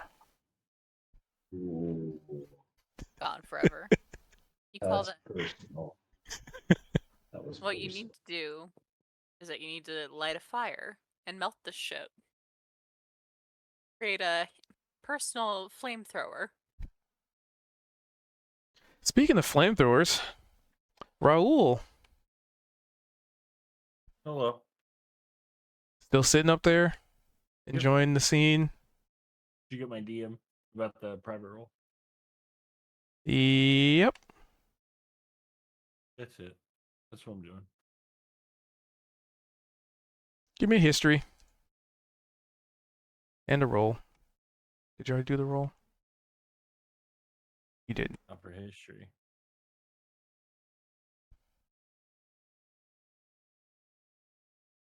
Okay. That'll be a private message in a moment. So, y'all's three next to the boat. You three overheard Niavara say, "Hey Zed, treasure," and he vanished like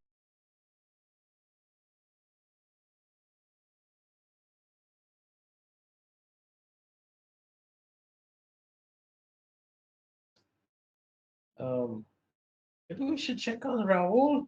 Raul, is that you up there? Yeah, let's go help your friend. And I'm gonna like pivot and turn to look at Kozik, right?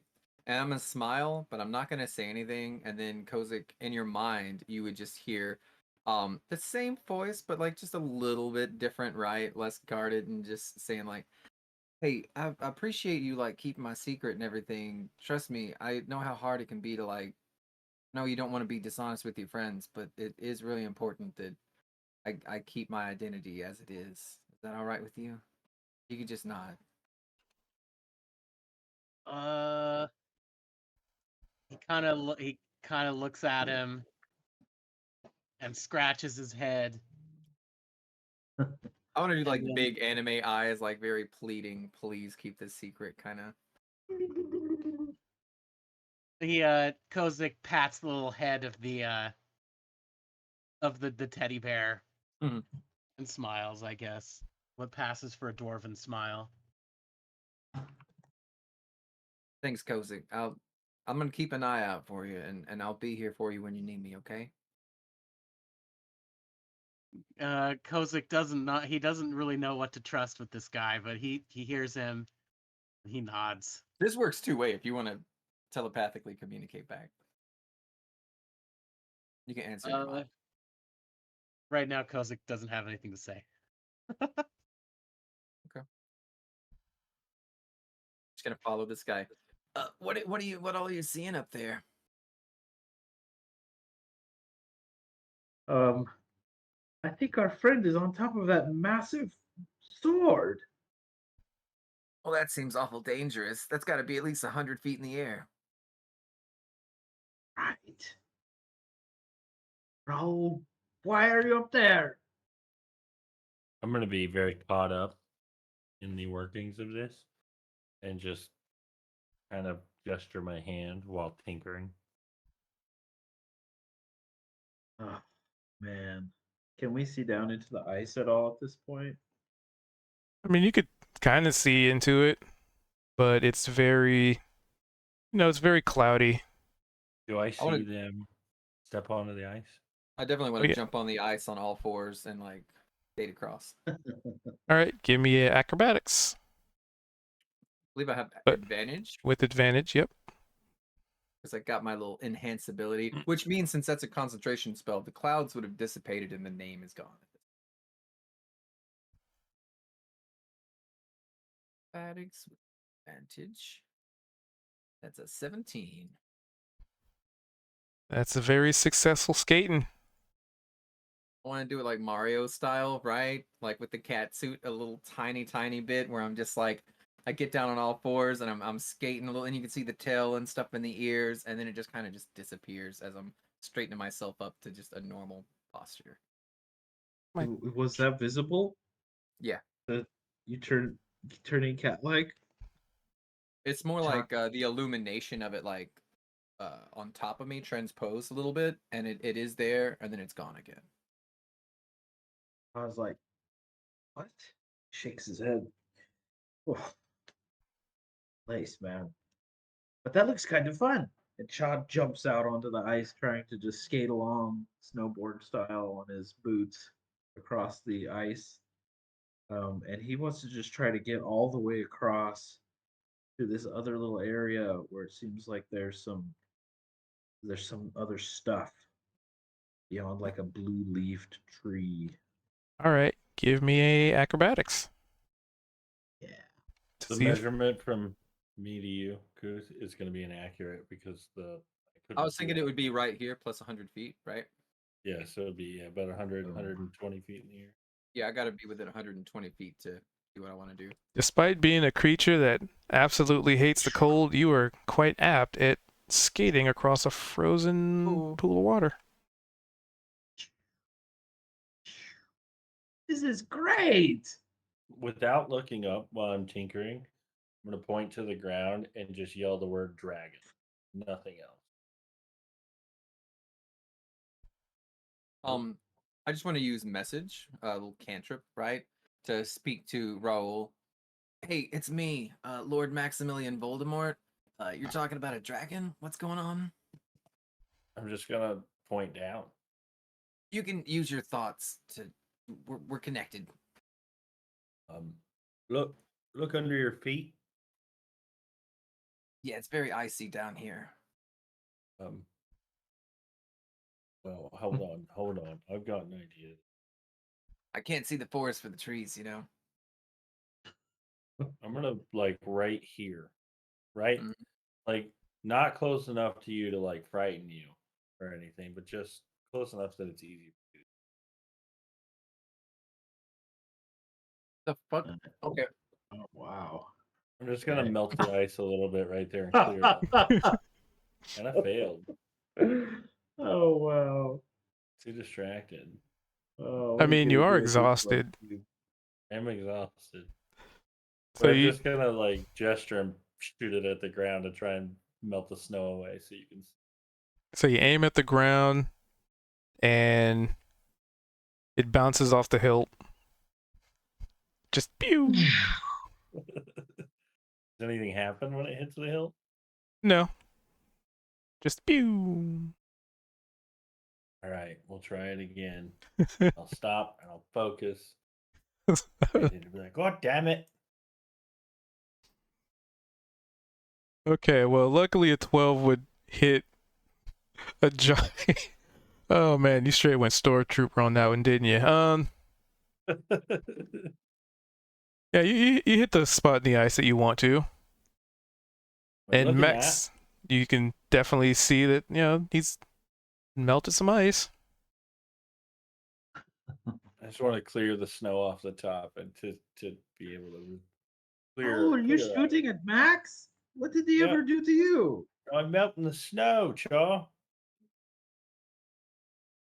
Why? No offense, Why?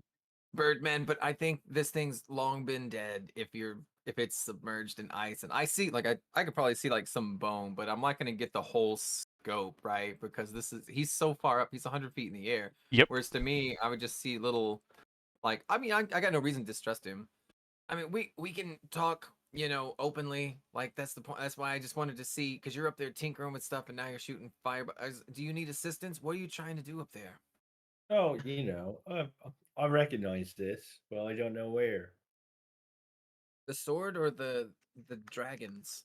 You know where we're at. Oh, the place. Oh, You must be Huh. from the Feywild too, huh? Well, I think. Well, that makes us kindred if you think about it. You're from the Feywild. I'm from the Feywild. I think we should definitely be able to trust each other and stick together. Hey, Chaw. yeah. Am I from the Feywilds? Well, we kind of think so. Not sure. I am. And you see Alan on the back of Mittens just kind of scampering across.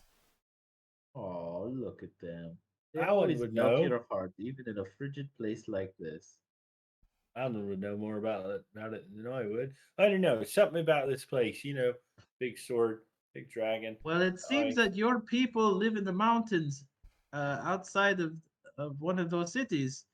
You might be from there in the I think Feywild. I think something happened here.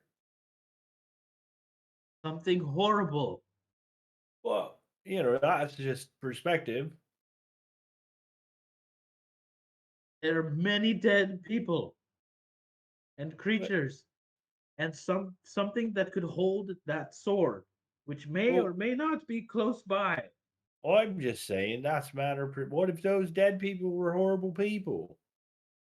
I feel like your friend Dylan has set the perfect trap because we wasted a lot of time poking at things instead of chasing him. Yeah, Dylan's a real bastard. Well, It's true. I don't know who that is. He's friends with the Ooh. butler. Oh, he You mean said, Dale? Yeah. I mean, ooh. He to said the be D perfectly word. honest, we just thought we were chasing him like into a basement, and now we're like on another plane of existence or something. I don't think we're in a different plane of existence. I think we're just somewhere else. Uh, I was gonna continue walking So, through, check things out. so Raul said Dale, right? Mm-hmm. He Did. did. Uh-oh. Here we go. Okay, then. Things Rock and happen. roll time. Oh no. Also, Chow, while things are happening, you see another half of a quote unquote house over there. Anyway, those of you on the lake and doing a range check here. 60 feet. So Kozik, Max, and Raul, you get this. I guess you all are somewhat magically inclined. It is a thrust of arcane energy that just kind of that pulses in this area. As soon as Raul mentioned that name, and it's not like before it was like a gust of wind that knocked you off your feet. It's just imagine stepping through a wave of energy. Not knowing what that was, I'm going to blame it on Cha moving up to the ship. Wait, Cha, do and the thing again. and then as part of that, there's an accompanying frustration, anger, hatred.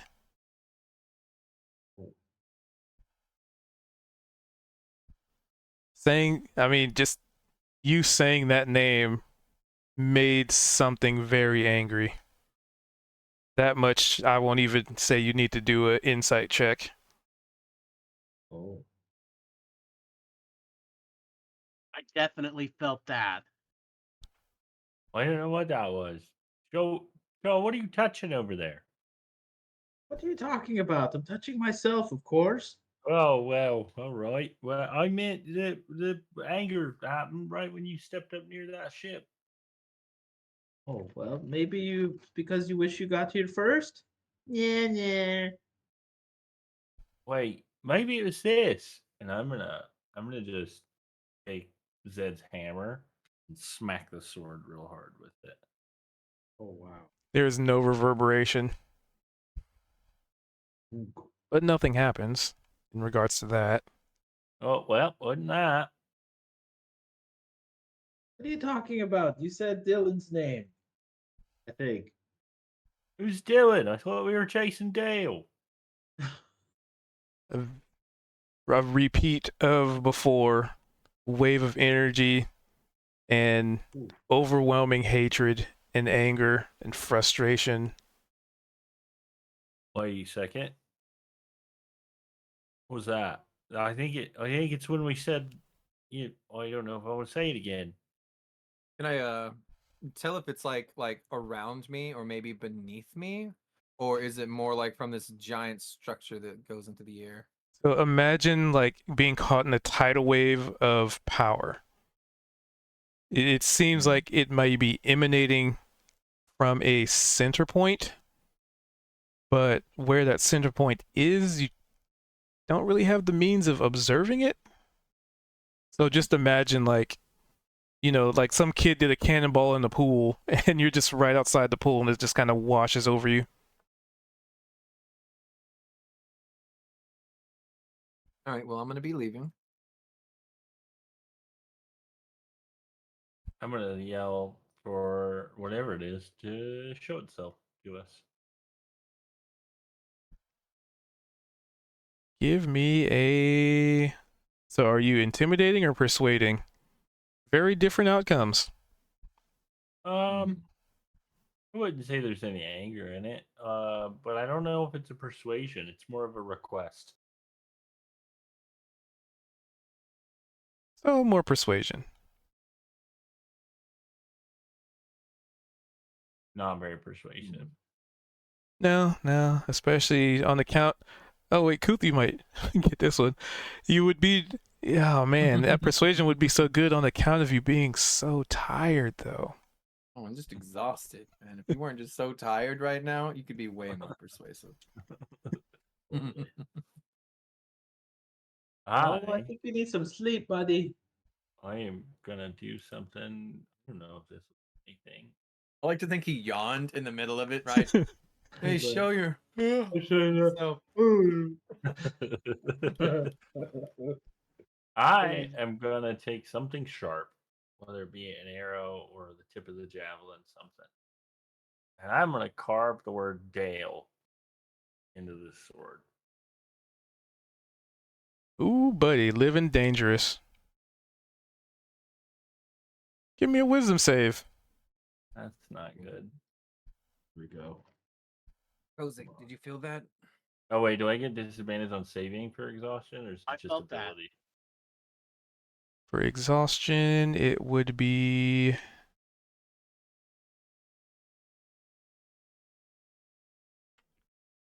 I think it's different levels of it. So you only have One. one, so it's just ability checks.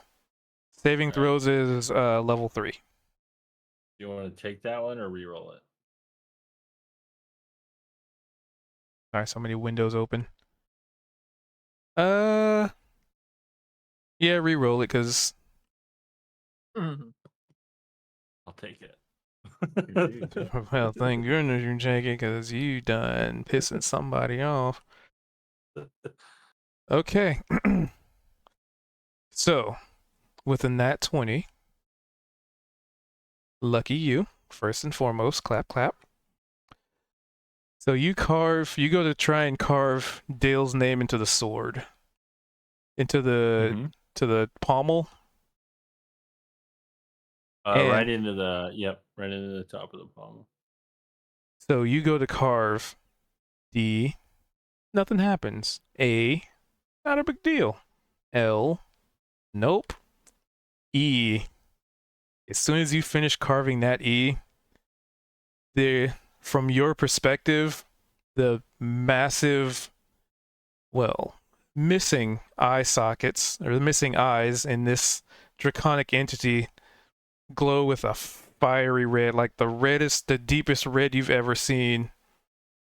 Ooh. And you feel this, almost this this entity attempting to force itself into your mind, and if doing all that it can to essentially destroy you mentally, for all you are, for all you could be, for all you were.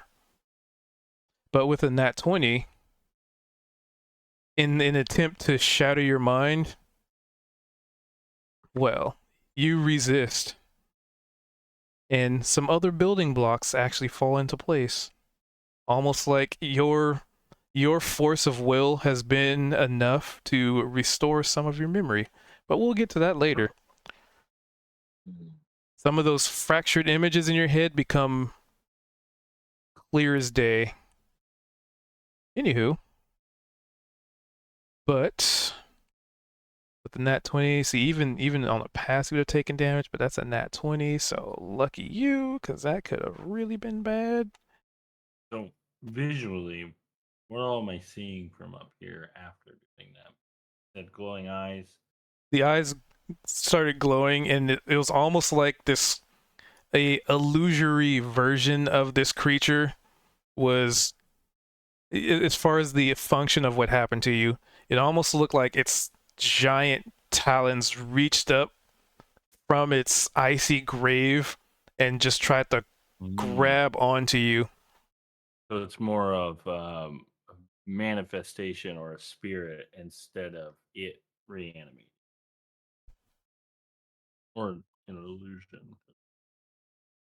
You can't really tell the difference, especially not with such a potent entity or such a potent power trying to invade your mind. You're mostly focused on resisting.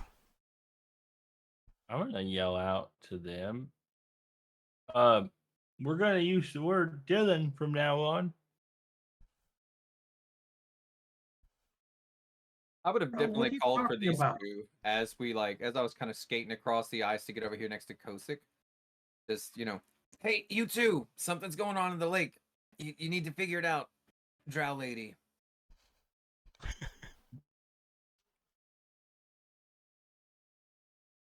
I'm Uh, admittedly tickled if you think that I'm good at the magical and the arcane. You're the one who got us here with the portal, so do your thing again, please. Do my thing with what?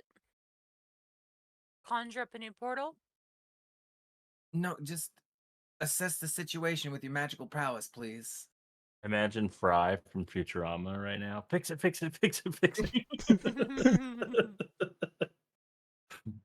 Once again, I find it rather funny that you think that I am magically endowed. I'm not.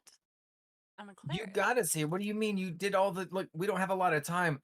There's something in the ice. It's a giant dragon, is what your friend Roger up there was talking about. And I don't know what's going on, but twice now there was this pulsating kind of a very strong magical entity kind of coming out of the lake. So I think your friend's gonna die if he don't get out like lickety split.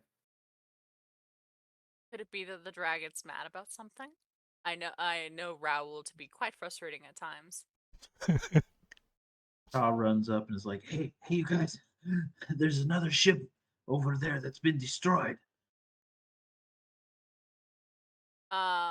Did Nivar is going to just grab the backpack that she raided. Did Zed help himself to the rest of the goodies in the chest? Well, I mean, the stuff that he threw Not into the snow. really. Oh, right. Did you say another ship different than the first ship? Yeah, Shaw had pointed. It looks like Yeah, they're right going to up there. something. It's behind that big blue tree. There's some weird. I want to be very concerned and book it that way. Oh, that's Wait. I no longer care about this situation because if this is who that was, then I got to know who this is, right? delete that. What are you trying to delete? Raoul. Oh. Xbox. I was trying to put a marker so I didn't lose my backpack of meat. Maybe try What doing what are you Control guys D. experiencing? Raoul's yelling about I got it. hatred and Dale, and you guys are what's going on? Oh, Chaucer Dale. Ooh boy. Do. Range check. My concern is just identifying the ship. I no longer care about the sword or the dragon.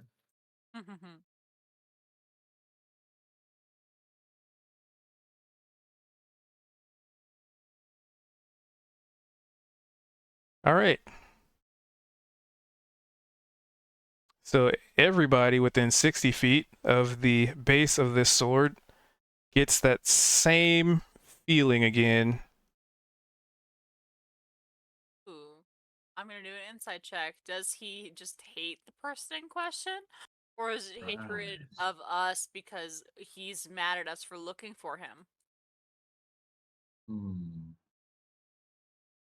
Hmm. Wow, Let me what check the was DC on that? that. It was weird. Hey, do you think Okay. that our friend from upstairs Okay. murdered this dragon? Hey, I'm thinking.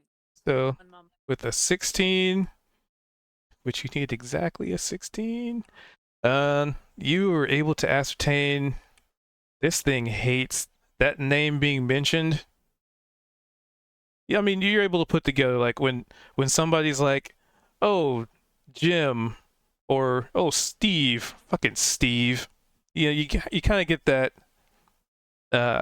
reaction out of it. Like it hates that name. It detests that name. Just the very mention of that four letters, that combination of four letters in the formation of a name is nothing but infuriating. Whoa. I can feel it back And in my Cha, stomach. not to say it's something that you know, like not an entity that you know, but this is definitely some hell level shit. Like just that level, just that pure emotion, that drive, that passion. Calvin Klein. Anyway, But you guys, this thing, I think Dale did this to this creature down there. And I don't think it's dead. How would that bitch have done that? And she points to the sword, sort of gestures up and down it. Who the dragon? Enlighten me, Cha. It's You and I not it's not the human, it's what's inside of it. inside of Dale, of Yeah, the thing possessing him. the I'm gonna, devil, from the or top, whatever. yell, Yes. "Stop fucking saying it!" all right. Get So off the fucking sword. how many? Let's see. How many times is that now? I gotta keep a tally of this. With a hurricane on the top of this thing and buffing it off of it because you guys are casually talking. I don't know if it's a good idea, but if we remove the sword, maybe the creature will help us destroy him. All right. Everybody can make me a wisdom save. Anywho, while you guys are doing that, so Max, you run up to this ship. Mm-hmm. It is not a I ship need to you know the recognize. Just Okay, thank God. upon immediate Oh no, Zed. inspection. Oh. Oh no. Oh Oh, no. no. Like it's if I like immediately look and I'm like, okay, this isn't something I recognize, then my concern is dropped, and now I'm back to like, man, we gotta do something about this dragon and this sword, right? All right. So what we got? Well, Kozak would didn't need to make disagree. one because he's not within 60 feet. Oh, okay, It good. was just, it was, uh, Cha, Niavara, Zed, and Raul. All right. So Cha, you are overwhelmed by hatred. Uh, You hate anything and everything around you. Everything sucks. It's like somebody stabbed you in the heart and you're still alive to feel it, and you're just stuck. You know, like you maybe like somebody stabbed you and you're still alive. You're bleeding out. It hurts, but you're still very much still conscious. Raul and Niavara, slightly better. Imagine the feeling of being eaten alive and being conscious enough to be aware of what's happening.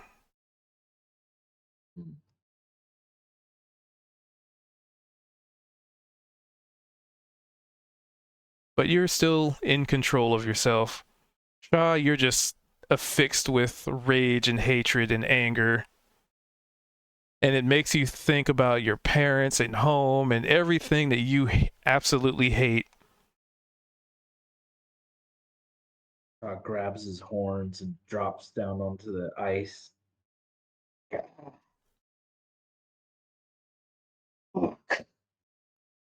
Okay. And that will last for 3 minutes.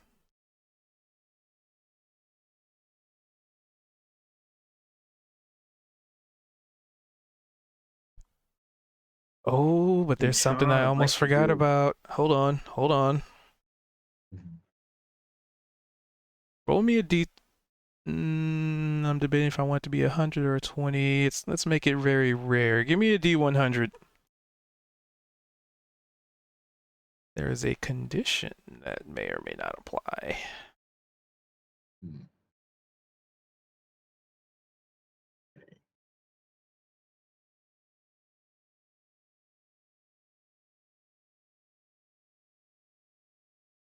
Okay, continue.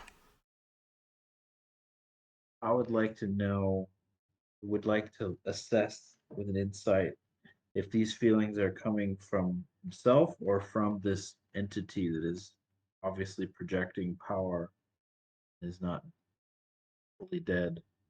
You have no idea because all of your thoughts are Ah, preoccupied. Niavar will instinctively go to like tuck her hands underneath her, like into the crooks of her elbows, like she's trying to hide her fingers from something. Before she like shakes her head and like focuses and is like, okay, okay. Did this happen before when you said the name? And then she's sort of realizing that Cha doesn't look like he can answer her. right. I didn't. From Raoul, I take it this happened before, but I wasn't feeling it when we were further away. Zed, help me move Cha. And she's gonna try and grab him underneath his arms to like pull him away from the lake. Does he feel it? Does he react, or is he just kind of just frozen?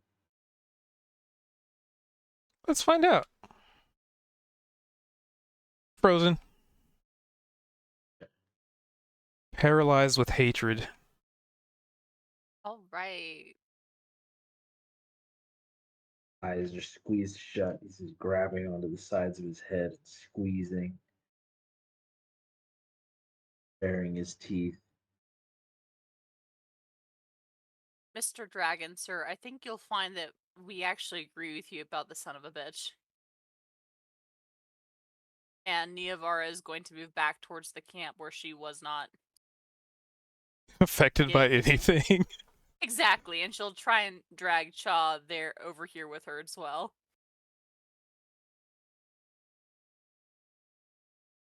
Well, he's pretty paralyzed, so It's just muttering and infernal. I'll make the strength check. And if I fail. it could be funny. Oh, hell yeah.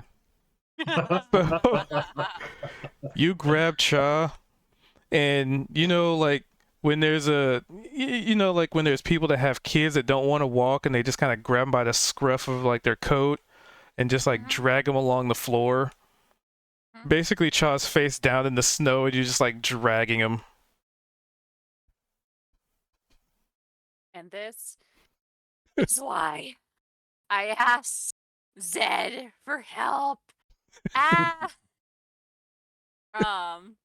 She's not particularly strong, my girl Niavara.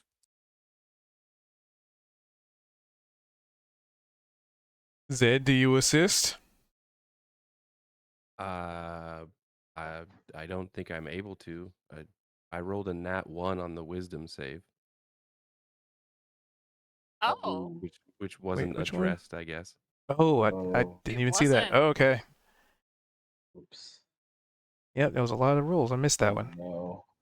All right You then. got a straight up natural 1. Oh no. Do. Zed, you are so very overwhelmed by this range of emotion, particularly tilted to a particular bias, that you just kind of collapse. Like, you know, when you get, like, you know, those moments where you like bump your knee or bump your elbow and everything just turns red for a second. That's kind of what happens to you. Blech. And Zed,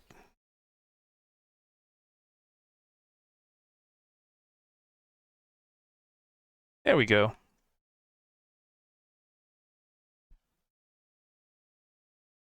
Just kind of collapses on himself. It's in the snow.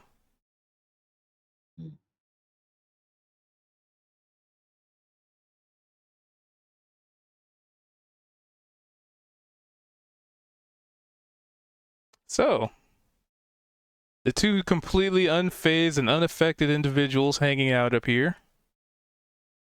The dynamic duo. What are y'all's doing? You guys can see people like keeling over and Yeah. falling over there. You don't know what's going on. Like, you ran to the ship, like you were concerned with it, you checked it out, you're like, I don't recognize this. You turn around and people are just collapsing. Definitely am concerned about this. Okay. I say it looks like they need help. Yeah, but Cozy, if they're passing out, what about, and I'm going to point up there to Raul. If he passes out up there, he dies. You need to get him out first. Get him out. How am I supposed to do that? I'm not here to come up with ideas for you. I'm just saying I'd rather him be alive than dead. I think I have to do what I can do. And that's attend to my friends down on the ground. All right, you big baby. I'll do it. But this makes us even. And then I'm going to go into the ice. Give me Good an work, acrobatics. It's Max and play their own game.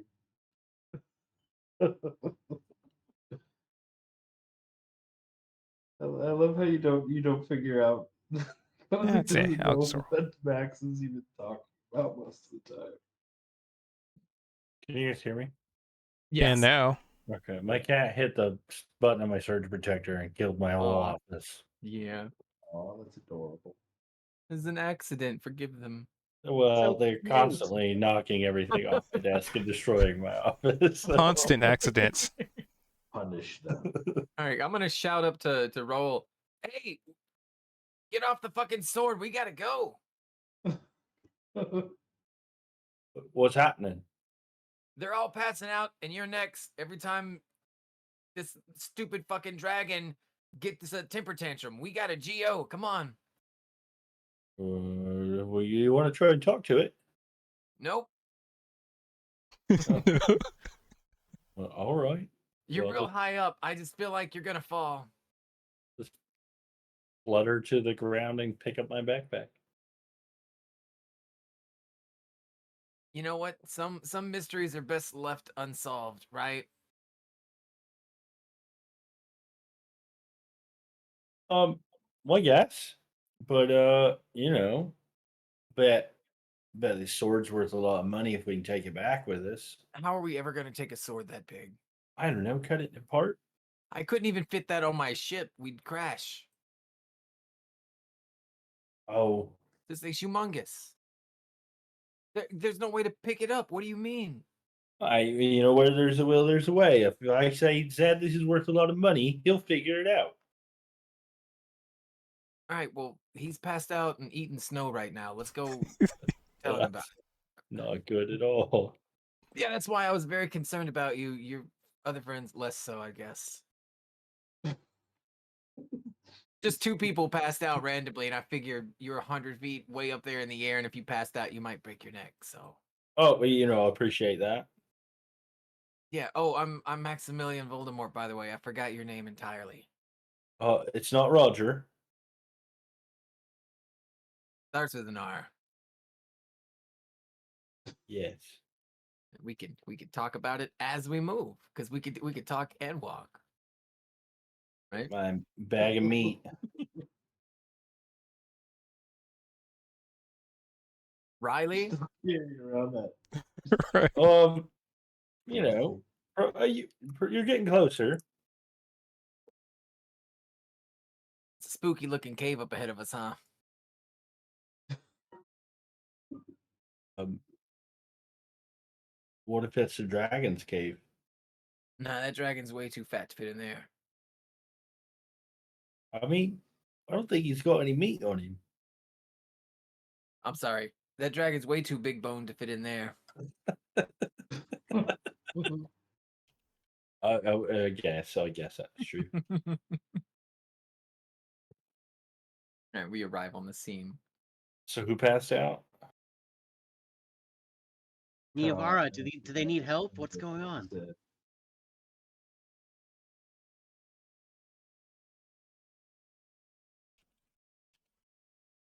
This is just John Zed. Yep. I was on the ground, grabbing the side of his head and muttering an infernal.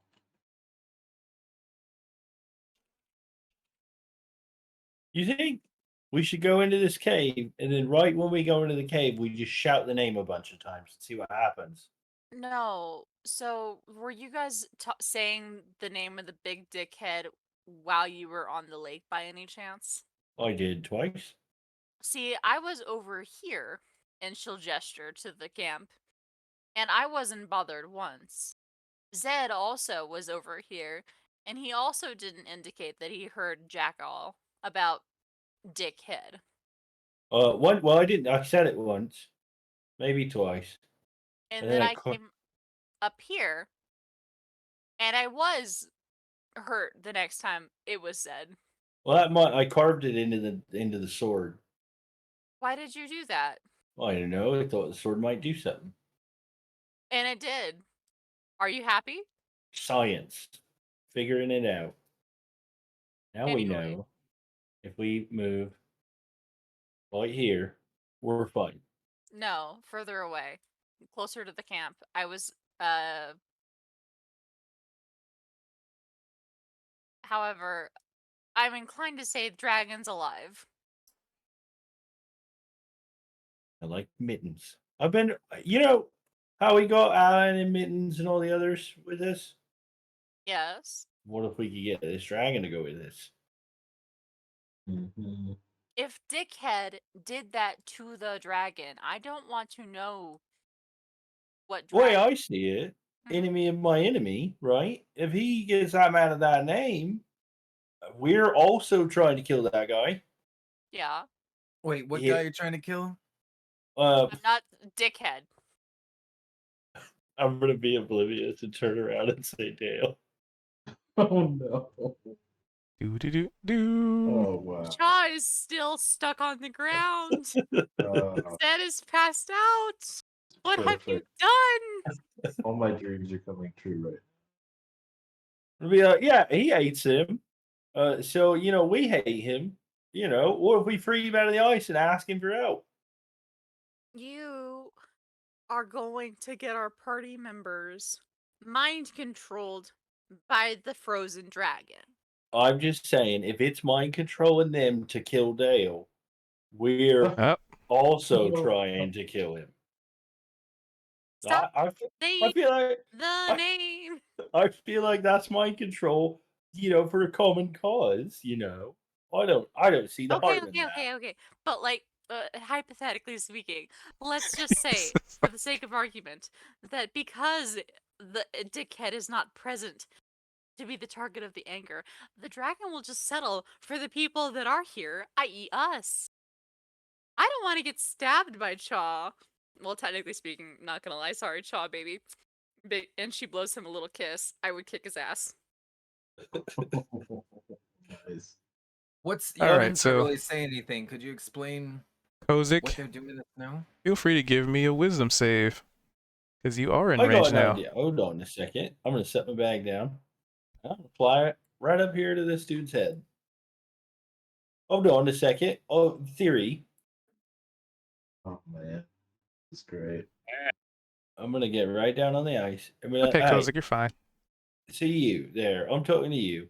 I don't know if you can hear me, but I'm just saying. I don't like this guy either. how about we work together and I'll get this big old sword out of you. You get up out of the ice, and we help you kill that son of a bitch. Are you being persuasive? Yeah. Boy. Well, let's see how Come on, persuasive you come on. are on the Good roll.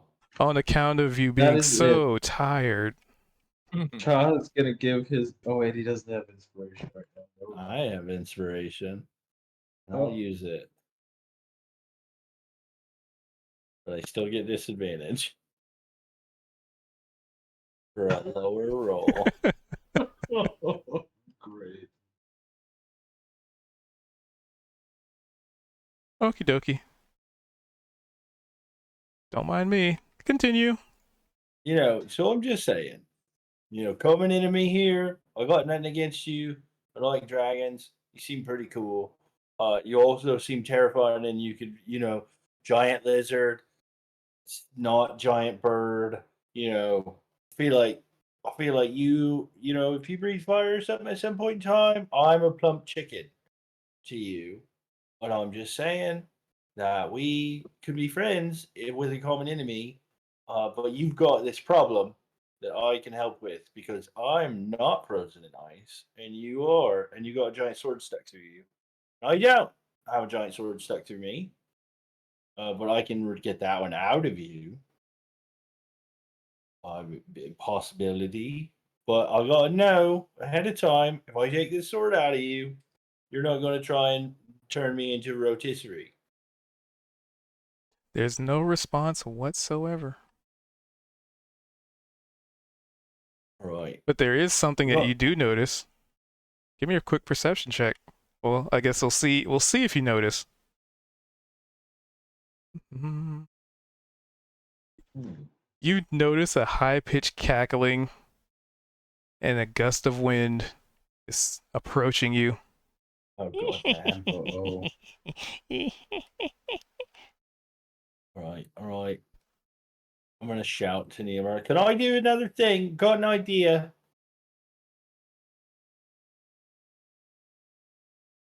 Totally unrelated, though.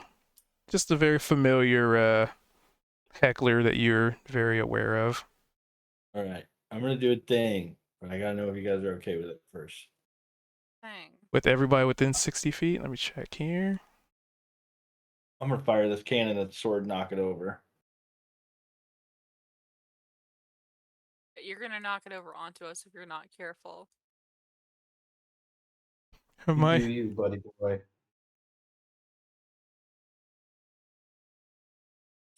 Niavara will shout across the ice, like, "Hey!" And she'll whistle, like she's calling a dog. I mean, there's a big old open cave right there. So,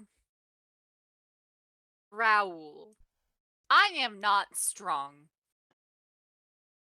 I need to carry Zed, who is unconscious, and Cha, who is unresponsive.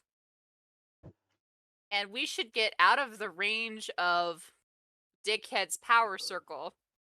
All of us before you do anything else. I will even go back into the Ring of Fire and try to convince him myself. I would love to do that because I too have great feelings of hatred towards this man. Okay.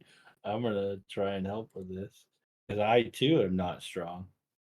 What if we carry the bodies into that little cave over there? I don't think that was a bad idea earlier. I mean, I'm gonna start dragging Chaw or whatever, like at least away from the frozen lake. Let's go. I'm Can not I gonna make help drag at all. I'm just gonna watch. Can I make a little stretcher for this tent? Nice. It's already got poles and cloth. I just need Yeah, to, you could tear it down. I just need to set their bodies on it and pull them away. Now who's pulling who? I'm not very strong, hollow bones and all. So why don't we, as a group, kind of do this? I mean, you guys would be able to like push and pull. Like that's well within your range. It's just some if you roll like basically natty ones. I'm gonna start trying to drag Cha. I probably have the strength for that. Yeah, like your push drag is pretty decent. Isn't it like 30 times Yeah. your score, right? So for me, I could do 240 pounds, I think, like dragging. And I'm -1 strength. Yeah, I only have 10 strength score. Well, that'd be 300 pounds, then you can drag it. Right. I mean, But basically, I also Carrying over weigh shit, like dragging through the snow. guess I could have I also done that weigh sooner. like 160 something. Like your On- equipment does? Yeah. He's carrying a bunch of stuff. Got that big old hide, dinosaur hide. Oh, I guess I put it on the ground over here The party when I flew comes over. should be dragged like over away from the lakeside. We'll move everybody to the mouth of this cave. Can't seem to move my token. I have not You changed have your anything. select tool selected Yeah. instead of like measure distance. I haven't changed. It just says my page is unresponsive here. Oh, Ooh. That might just be a refresh needed then. Let's try again. There we go. Whoa! Were there any footprints or anything here? Because it kind of looks like drag marks going to the cave. Well, that would be a survival. Yeah. People did try earlier and didn't really. There was a lot of footprints. Oh, that's a critical success. Yes, it is. It's Amongst the amongst the drag marks, namely your own party, and the footsteps, namely your own party, and the other kind of toe beans from some various wildlife. Don't The say that, please. What's up? Don't say toe beans anymore. You don't like toe beans? Say whatever you'd like to say. Toe beans, got it. Okay, so nice reversal. How many toe beans are there? Well, several. have Okay. you seen a cat's paw? Love a cat's paw. Don't like the beans. Cat's paw beans. We found Kozik's, Fair enough. Kozik's ultimate phobia. Cats. I mean, it has been a persistent thing throughout the sessions. Amongst the cat's paws, there's. So you definitely notice footprints, and specifically ones not of any of your party. You've had plenty of time to observe everybody's, their footsteps and how they walk, the spacing, how much weight they put behind each step. And these are much different. These look like hastened steps, like somebody was maybe running, and they do indeed lead into this cave. Oh, I'm definitely gonna telepathically communicate this to Kozik. Hey, I want you to take credit for this. All right, don't even look at me. Look at the snow. Look at the prints. This individual wasn't with our party, and he ran into this cave, or she, they, them. Someone's ran through here. You see? I do see that. It Seems like it's our lot in life to keep Point it going out. underground. Tell him, please. Here.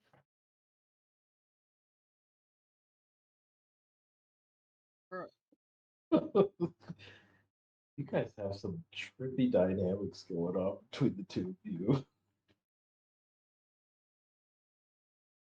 So I want people to know that I'm useful. Mr.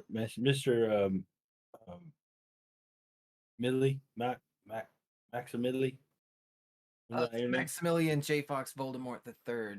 Thank you. Odd question for you. Yeah. You got any food that's rotten? You know where any's at? No. I've got some of Chaw's jerky, right? That's about it.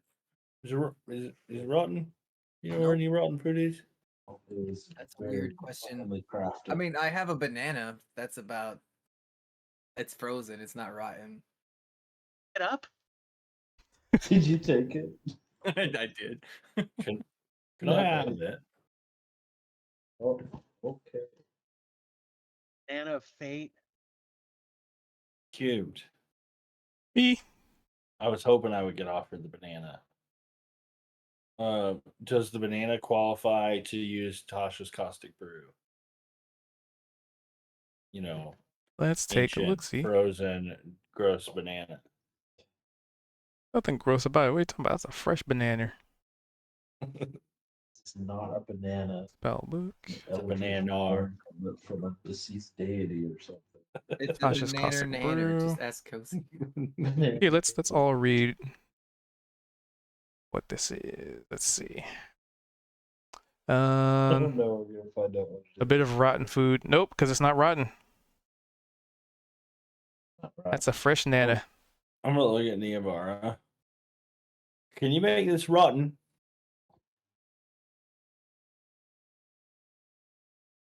She sort of looks at him, peers really hard at him. I want you to run through your brain one more time and ask, by the powers vested in me, how the fuck would I make something rotten on demand? I was kind of thinking, that thing that you did to the bearded guy, or that, I watched his flesh kind of get eaten away a little bit. I was kind of Inflict thinking that. wounds? Like Oh. it's necrotic, sure, but I don't think it works on food like that. I was thinking, you've kind of rotted his flesh, but I don't know how you did that. So I was just kind of thinking you had the power to rot things. Wait, who did that? The drow? She told me that she doesn't know a thing about magic or magical lakes or any kind of. Oh, I'm endowed by the gifts of the traveler, my dear. And this is beyond the traveler's knowledge. Okay. I am not powerful enough to simply know how to rot flesh. That is Not the rotting flesh, the talking dead dragon. The necromancy that's going on here. The waves of like this archonic pulse from the center of the lake. it's more the keeper's work than the traveler's. Well, I guess I can't do what I was thinking. So Sorry. Sorry, continue this to is all talk new and above me. I'm just a humble baker. continue to talk about the cult, and as I fly away, because Raul's convinced the traveler is a cult. Did you notify everybody that like Dale's footprints lead through the cave? Yeah, I guess not officially, but the Dales. I'm gonna like turn and stare at you like a little impatiently, like tapping my foot. well, I guess it looks like there's footprints that lead in here. It could be that our hard target, has gone down here into the caves. Gosh golly, I think he's right. Look. Isn't that a Steven Seagal movie? Yeah. Yeah. Hard target. Nice. Thank you.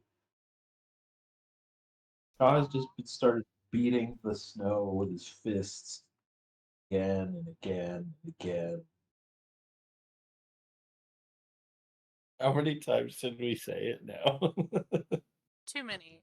Don't do it again. So many times. Keep. I'm gonna load this cannon and try and light it. Well, when you go to Is check there- out the cannon, you realize that it is inoperable.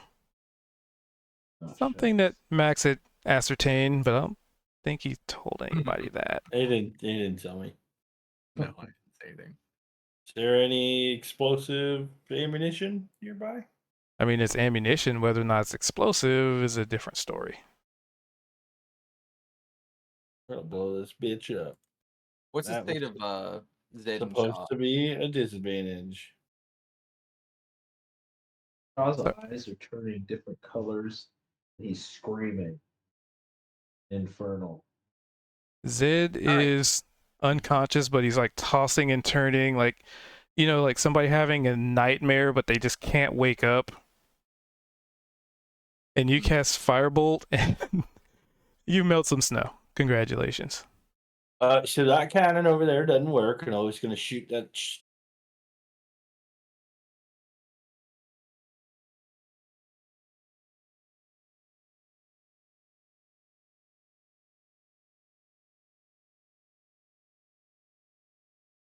Large dragon from whatever prison it's in.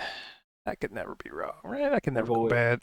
Is there a We hate is the there- same guy though. why is Zed unconscious? Oh, we said Voldemort too many times. Because he rolled a nat one on his wisdom save. So it's not like I couldn't heal him out of this, right? No, this is something else entirely. And you said that Cha was out like this for 3 minutes. Oh, Has that timer passed yet? kept getting extended. Because of Can the I wanna try something. Got it. I wanna grab Cha by the shoulders and just shake him a little bit and Oh, tell me you're doing the airplane.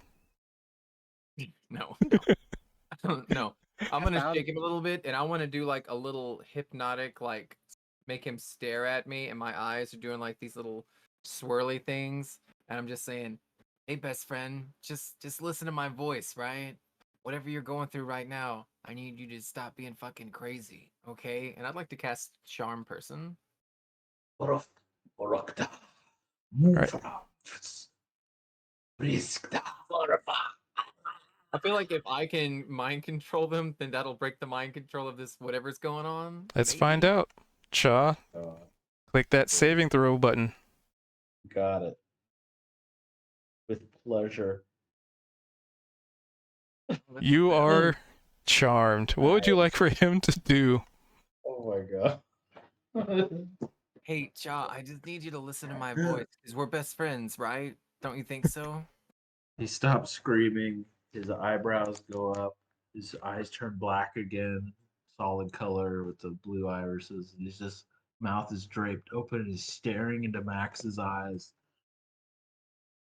Ah. Oh, there's my friend. There's my best buddy. I've missed you. You've been gone for a minute. Hey, we're gonna go inside this cave real quick, and I'm gonna need you to help me. My eyes aren't like yours, right? I stumble in there and I fall. So I'm gonna need you to lead the expedition, right?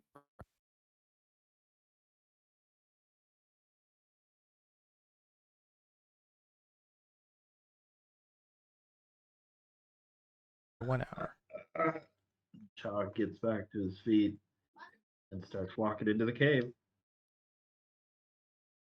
I'm just gonna look around like, see, he Holding just needed a Max's little pep hand. talk. That's all. Takes Max's hand and starts bringing him in. Yeah, I'll follow. Nice. Well, if we're Alright. going in the cave, I'll drag Zed with us. All right. So, I So have let's a see, map. Would he maintain his intelligence, or is he just completely under control, or would he do things that would make sense to him? So, charm person. The wisdom He saving just throw. becomes my best friend. He's Yeah. not like I'm not No, giving I'm him not. command. This isn't a Not command. like totally controlled. So Right, no. okay, You so it just get sounds the like impression that I'm very trustworthy and that we should be working together and doing things for each other. As long as I'm not asking you to do unreasonable things. Like if I was like, kill your friends, you'd be like, yeah, I would never do that. You just Yeah. so are is very he friendly with me. has he effectively has the other situation ended for him, or is it masked, or what? Mm, that's something that we'll have to figure out next time. Nice. Well, Chop pulls out his moon touch sword, and there's this beautiful dim moonlight that illumines the part of the cave we've just entered. And I have a map for that, but I also will present that next time. Yay. Nice. Good All right. stuff, everybody. That was fun. In every scene, there's so much going on.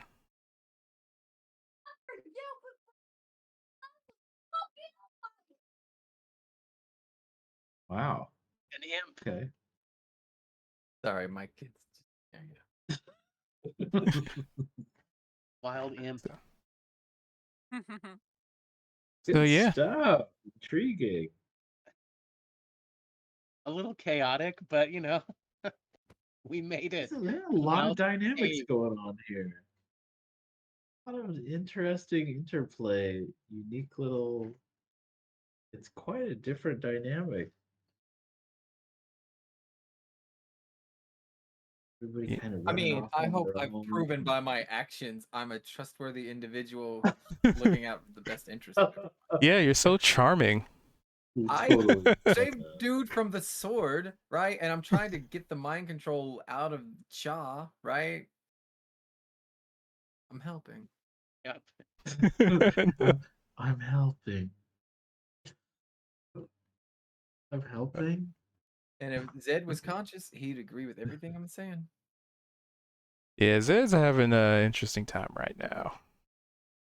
Yeah, you are. Max is starting to show some interesting little aspects, like the whole ship lack of knowledge of ships, the cat Mhm. form, talking in people's heads, charming, Hmm. making like this trippy alliance with Kozik. I love it. It's so Is it an intriguing. alliance? I'm not sure yet. It's something. You guys got something going on. I'm feeling antagonized.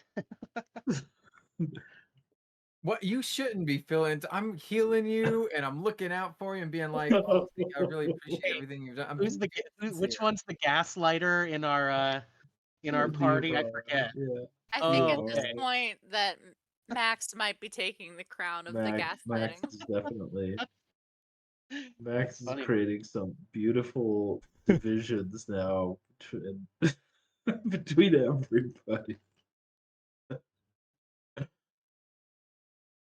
I And I'm think all curious. the divisions will make all of us more connected over time, though, Yeah. for sure. I don't think I've done anything bad though, right? If you think about it. Lots and lots of lying. But Yeah, but is It's a case of Niavara throwing a stone at it from a glass house. it I Curious don't what know. this little teddy bear is. Yeah, Yeah, that curious. teddy Boy. bear. I feel like that is the harbinger of the end of existence, along with the He's banana.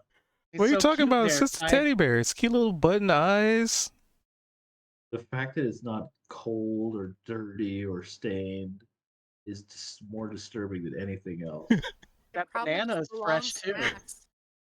Oh my god, it's great. Wow. But I was just like, are they gonna try and do anything with this bear? It's like, do you look at it? Yeah, nothing happens. Oh, okay. It's almost like when the DM says nothing happens, you're more afraid of us. I don't know why. Oh God. It Yep. encases the soul of like of every god in existence or something. I'm That terrified of the teddy bear. privately roll some dice from the GM side. Me, Nothing happens. I would never. Yeah, that's never unnerving. I was like being genuine. I really wanted to keep this in case we come across like some kids or something. I mean, you got it. Just Oh, as Max genuinely said, "Oh, pretty lights." Love how you saw the message carved into the tree magically by the banana. I'll It be said, honest, I "Don't was eat the not paying banana." attention the first time around, and that's why I asked you to repeat it, and you were like, "Yeah, whatever the GM said," and I'm like, "Well, I missed that part, so that's why I was counting on you." So if you're not gonna repeat it, I'm stealing the banana. Specifically said, "Don't take the banana away from here, or some horrible thing's gonna happen." And you took the banana away I thought you were from saying something there. about burying it in the snow. It's something about taking the banana in the snow, and we'll everyone will like the gods will know, and there will be a terrible fate or something like that. Uh, And so I was like, all right, I'll leave the banana where it is. yeah, that well, was great. You just followed the instructions. yeah. That was good. If you take me, the fates will know. Lose yourself amidst the snow. Oh, So we're playing Jumanji now. Or it's an Eminem lyric. But the important question is it actually the banana that did it, though? definitely not a banana. Bananas are so innocent. Banana. It's a Banana, banana. I feel banana. like we could study it at some point when we find some shelter, and maybe we can get like Zed and them. Like, if spend like a little short rest, right? Maybe we could spend like an hour studying the banana. But the question is, do you want to spend an hour? been an hour to appeal to the gods. Wow. Rushing headlong toward Dale, and Dale is appearing to be some kind of horrifying, monstrous giant. Who is Dale, by the way? Is it? I'm out of character now. Who is? It's No, it's the perfect mayor. because you understand Dale out of character the same as you do in character. Yeah. Dale is the banana. Dale is the mayor of the town of Mimics. We killed his butler, and now he must die. Why did I think it was a town of vampires? Because they eat people. Okay. There you go. They're voraciously hungry. They don't Never want to. They ending. don't want to eat people though. So we were trying to rescue them from the butler. I think a lot of the intrigue, right, is me not actually knowing out of character. So I just like,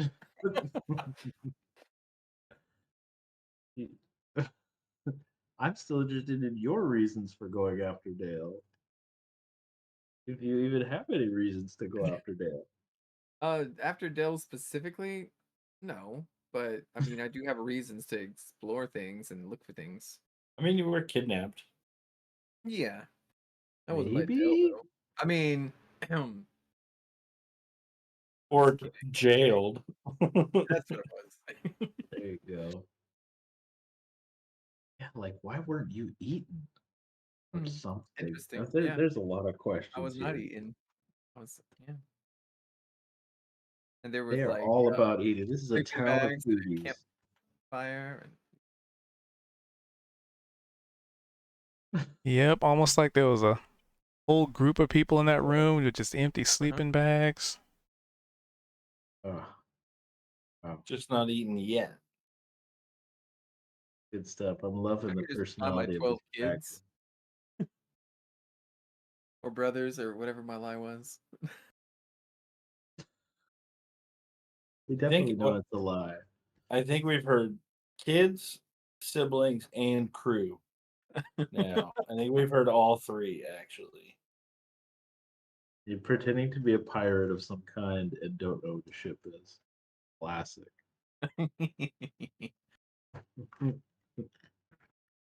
I mean, there's reasons. Good stuff, everybody. I'll see y'all next week. Thanks for Bye. the Right. Peace Later. out. Since I know I usually has to leave early. I really need to do something with this meat. Do something with what? My flesh, my bag of flesh. Well, I mean, it's very cold out, so, We got let it we gotta ride. gotta get to a town. still. I mean, technically Dale's town. He just didn't want to trade with them. I asked if they could make armor and they told me no. So, what's this group's like purpose? What are they doing right now? Okay, so so originally they started out in the Underdark because that was where, Cha basically came from the hills, and it was where Veldrin and Neavara, being Drow, also kind of met up. It's also where Kozik was, his people are in the mountains, so I was like, this is fitting. Originally, we had a lizard folk druid and Zed who were captured and brought down there. The player who was playing the lizard folk, got busy, so yeah, kind of had to dip out. And essentially they made it to the surface, met some interesting people, some interesting things happened. Then they went to their first town and got a mission, which was to go scout out something, basically investigate, and come back. Well, the party gets very distracted, and sometimes all I gotta do is jangle some keys and throw them in the bush, and the party follows it. So so technically, they never even got around to completing their first job for first town they came into. They met up with somebody, a somewhat important figure named T.O. Moonblade. She lives in a sort of little pocket, not really a pocket dimension, but a little pocket of the Fey Wild. She kind of has her own a little island, and she has her own laboratory, and she's presented herself as she's extremely neutral. She is on the cusp of like the evil side of true neutral. So basically she'll let you go through her laboratory, but she may or may not release some dangerous creatures while you're in there just to see how things work out. Kind of, she's not evil, but she is very information and data driven in that sense. So she has no boundaries basically. And they met up with her, stayed with her for like the night. She issued some warnings and some wisdom. Whether or not the party kind of takes with that has yet to be seen. And then on their way home to basically turn in their quest, they came across a Fey portal, which was guarded by not druid, a dryad. And oh yeah, almost forgot. Cha's 4 children. It's kind of funny how there's similarities. But they found these 4 kobolds that are extremely motivated by food, and they fed them. And they were essentially just kind of entities that Tio kept around, but she was just like, well, if you feed them, whatever, take them, I don't care. Very akin to a couple of frogs that we know of. But anywho, so they left the 4 kobolds, Hiddly and Piddly, and the other 2, which I have written down somewhere. They left those with the Dryad, so they're probably in safe hands. And they came into the Fae, which they met Raoul, because that's when Spicy, took over for Draari, the player that stepped out. And they've kind of just been roaming for a good bit. They saw a flying ship crash into a mountain, and they're like, hey guys, let's investigate that. But the thing is, the mountain is very, very, very far away. So they've just been slowly making their way towards it. They learned how earth elementals travel, which is kind of cool. They had like a little earth elemental like Disney ride basically.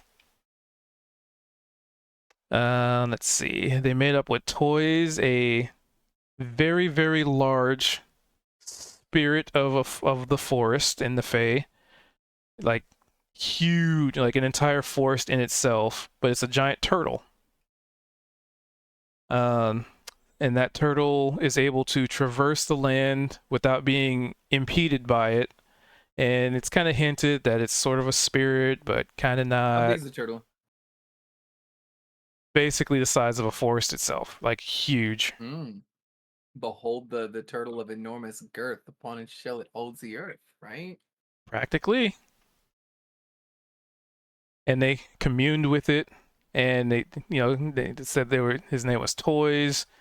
And let's see, another important thing. They came across a device which seemed to be able to communicate across, as they determined, across realms. They were actually communing, some of them were communing, or what they think, were interacting with the deities themselves.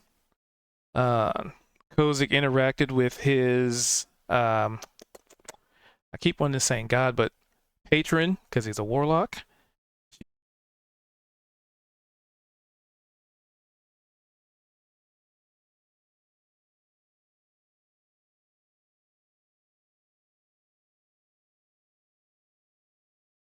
He's definitely gotten a sense of disappointment, but whether or not that changes later on, we'll see. Kind of depends on what he does and how he does it. Let's see, who else? I'll just go down the list. So Raoul stuck his head in a bubble, had a very traumatic experience. He yelled out, cried out, had a bunch of like images flash, like, from when you think of like the Mass Effect series when Shepard's having those flashbacks, kind of like that. And it kind of keyed him into who he actually is, because he didn't really know who he is as a entity. Niavara had some interesting interactions with, well, I guess deities would be the best way to put it. But she told the party. Basically her pantheon communicating what the message is, she doesn't know. At least in character. Zed got the chit chat with old Captain Thatcher from his backstory. Mm-hmm.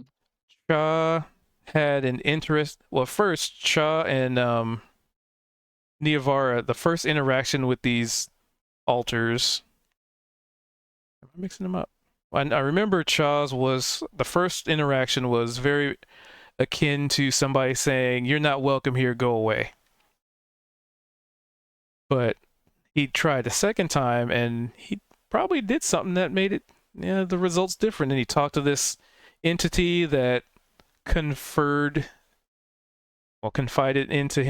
to him that he is the creator, but he's kind of lost out there,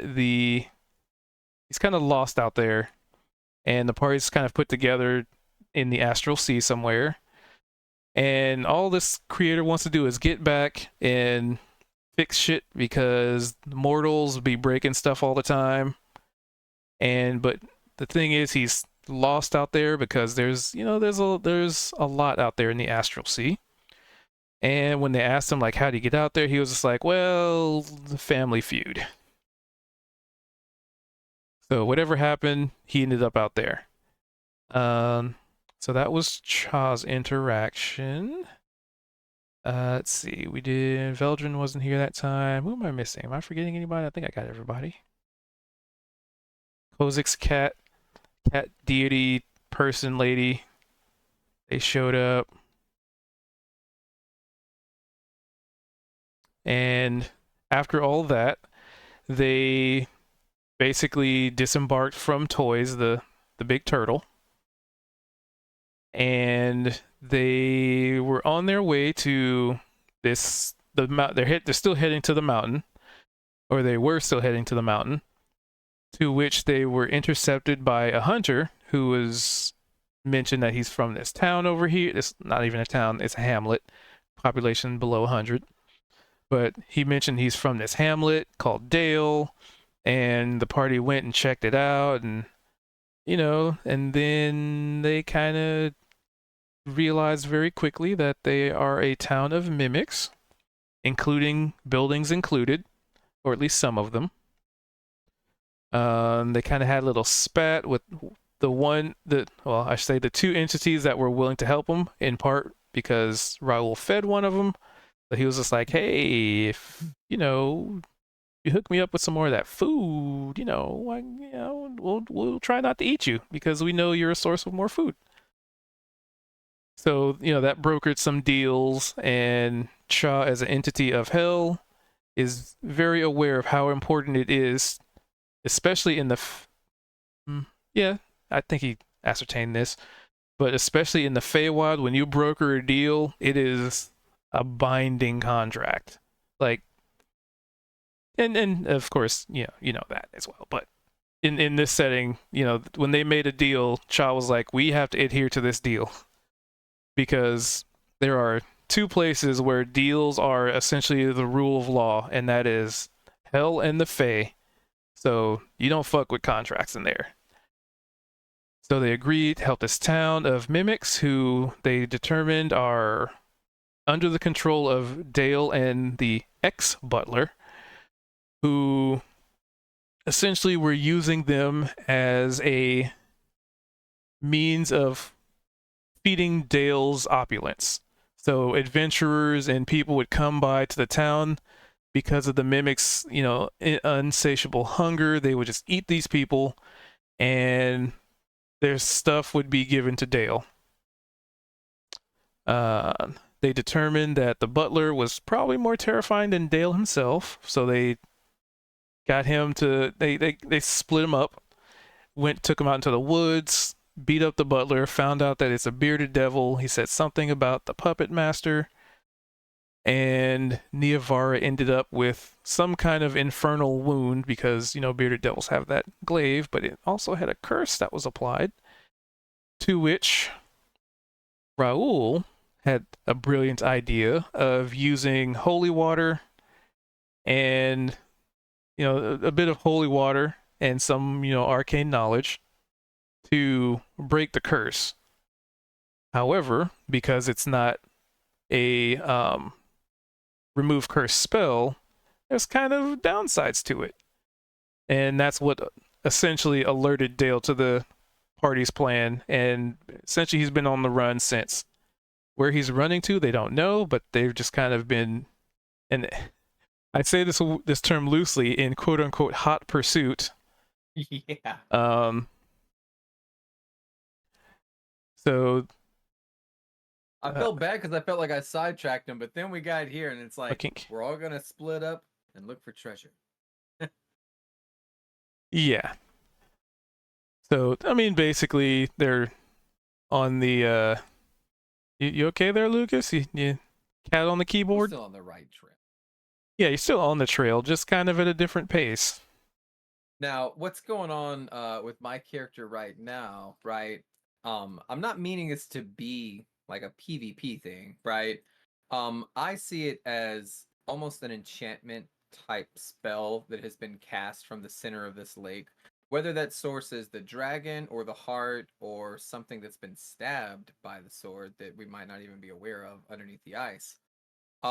With him like pounding his fist into the snow and just being this upset, um, I didn't have any like This is calm the emotion post-game. spells, right? So I was just thinking, I do have charm person, which it doesn't put him under mind control, right? It just makes him think that basically you're his best friend, and he would do for me what he would do for his closest allies, right?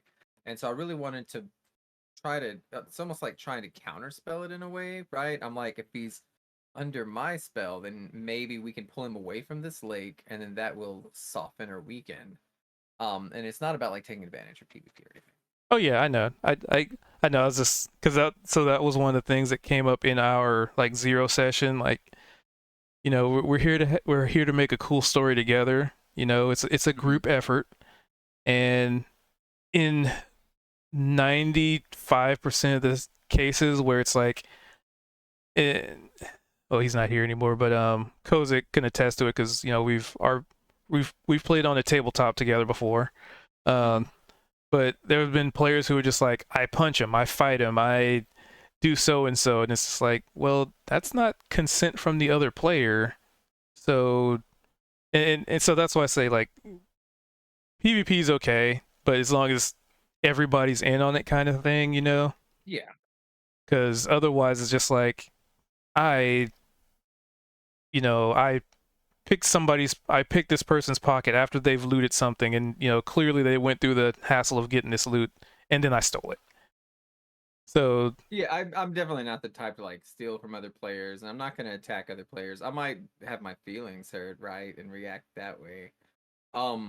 Even with the banana situation, I didn't see like I felt like that was abandoned, and I was by myself, and I didn't want to bring it up like in chat, right, and draw attention to it. So that's why I was like, I want to just pick this up because like I yeah, feel like as an individual, I'm kind of sticky fingers, right? I really um and then even with the deceit, right, what and did the I? deception, that's not just for the sake of like I'm not just enjoying lying to people, right, or like going like, oh, these are the players, but for the sake of my identity, and the Oh, backstory, my right? audio's a little low for I that. am trying Damn to it. paint a picture of like secrecy without it being harmful, right? This is information they don't need to know, I guess. In my head, I'm like, they don't need to know if I know this or not. Like, what is that going to do for them? So that's why I'm being really withholding. Yeah, and that's fine. I just figured as that came up, make sure that I'm transparent about it, kind of thing, Yeah, yeah. because you weren't there for the zero session discussion.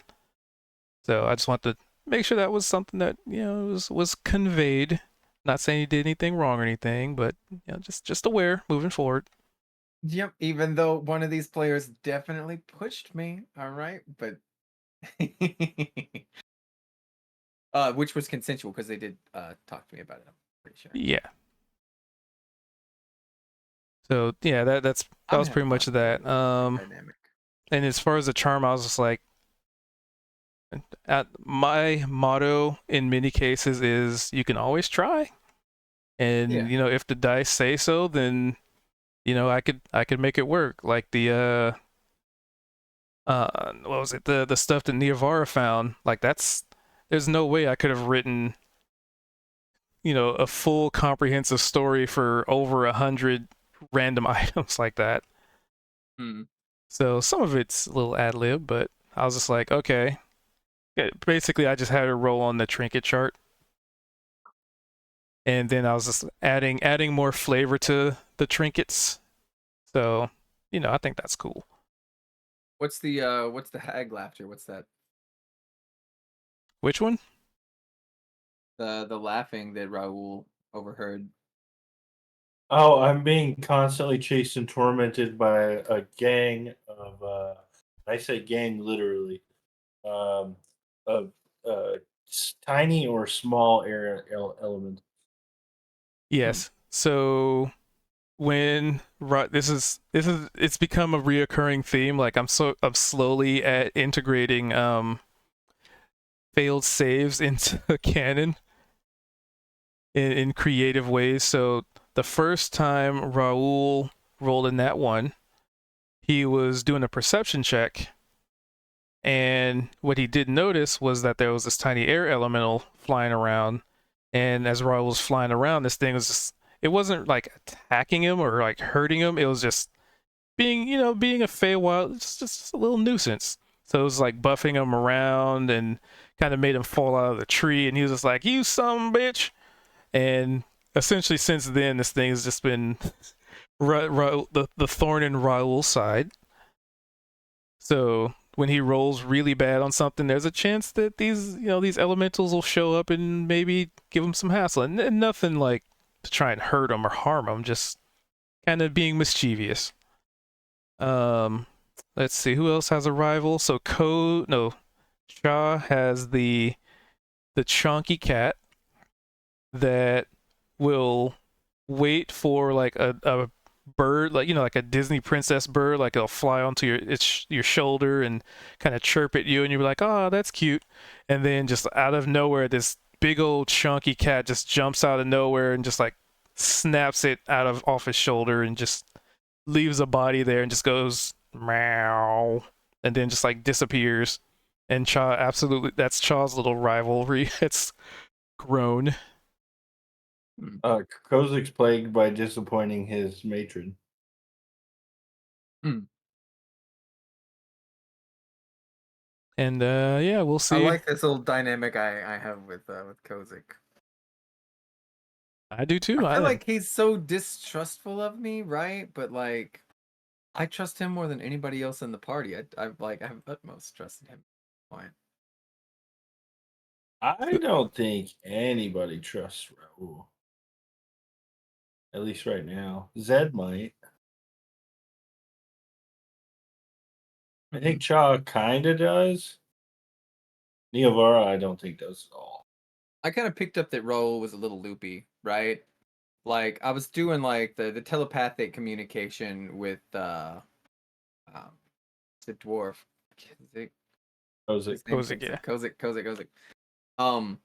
Just because I was like, that's like another layer of the relationship, right? Like, this thing about me, so now I'm gonna push even further. Like, I have, I could do this, right? And I appreciate this, right? And then I did the same thing for Raul because I was really concerned that he was gonna fall off that sword way up there, and I didn't want to just shout because I felt like with the winds being the way they were and it being 100 feet in the air, there would be like a lapse in the communication maybe, and I felt like he was goofy enough that if I used like the telecommunication, the message cantrip, right? Um, then he wouldn't think anything of it. He wouldn't just be like, "It's a magical person doing magical thing," right? He would just like answer, which is basically what happened. versus the other two back here. I wasn't gonna There we like go. Proper message screen. them. That's why I was like over my shoulder telling them, "Oh, I'll do this thing." And then even here at like the little cave entrance, right? I didn't want to be seen as somebody who's very perceptive or like has an answer for things, because I want to be like, no, I'm totally a humble baker. Oh wow, good job finding these footprints in the snow. You go get them, slugger. Right? So the difference between your joining and my joining is I put no thought into it. I just made a character sheet and jumped in, and then was like, "Fuck, what do I come up with for a character background or a story or anything?" So I just, for the first like 3-4 weeks, it was all purely reacting to Mhm. everything. And then we sat down and finally came up with character background. And now I'm trying to fumble my way into implementing the background we came up with based off of the reactions that I'd already done and established myself at. Nice. I'm kind of layering it, right? So I'm playing somebody who's pretending to be somebody who's also pretending to be somebody, right? Dude playing another dude. Yeah, no, really though, yeah. And so like my personality traits might be like cool, confident, bad boy, pirate who pees standing up. I don't pay attention to the risks. Never tell me the odds. But I'm not playing as Fulton right now. Fulton is hiding that identity, which in itself is hiding an identity by playing as a baker, right? And so I'm like, I don't want to draw attention to myself. They might uncover this secret about me. But then there's like an even deeper secret about that so even if they find out one truth, it's just a truth, not all of it, right? It's very fun, and I think I got like an accent for all of these. It's almost like you said you play multiple personalities. Um, Raul, what we've established is, you know, a bit of a, not, I wouldn't say the word unhinged, but just, an oblivious fool to a lot of things. And that's kind of how I've played it. Like, smart, witty, kind of clever, but also, gullible, kind of takes things exactly as they're seen, doesn't look into things too much. Um, living in the Fey Wild, you can never take anything as it is, and he's just like, "Yep, that's how that's the what that is." Doesn't question anything. But the real identity of Raoul, my idea for it is more like a Witcher. So how we implement all that and how we transition and all that, we've never sat down and talked about, that scene and how it's going to play out. But my idea of what it will become is, a much more cautious, much more not foreboding, but uh, more serious individual. Isn't going to goof around nearly as much, but is going to be a lot more in trying to figure out people's intentions behind things or looking into things way more than they probably need to be versus how Raul is now, where he doesn't care. He's just going to touch the thing and see what happens.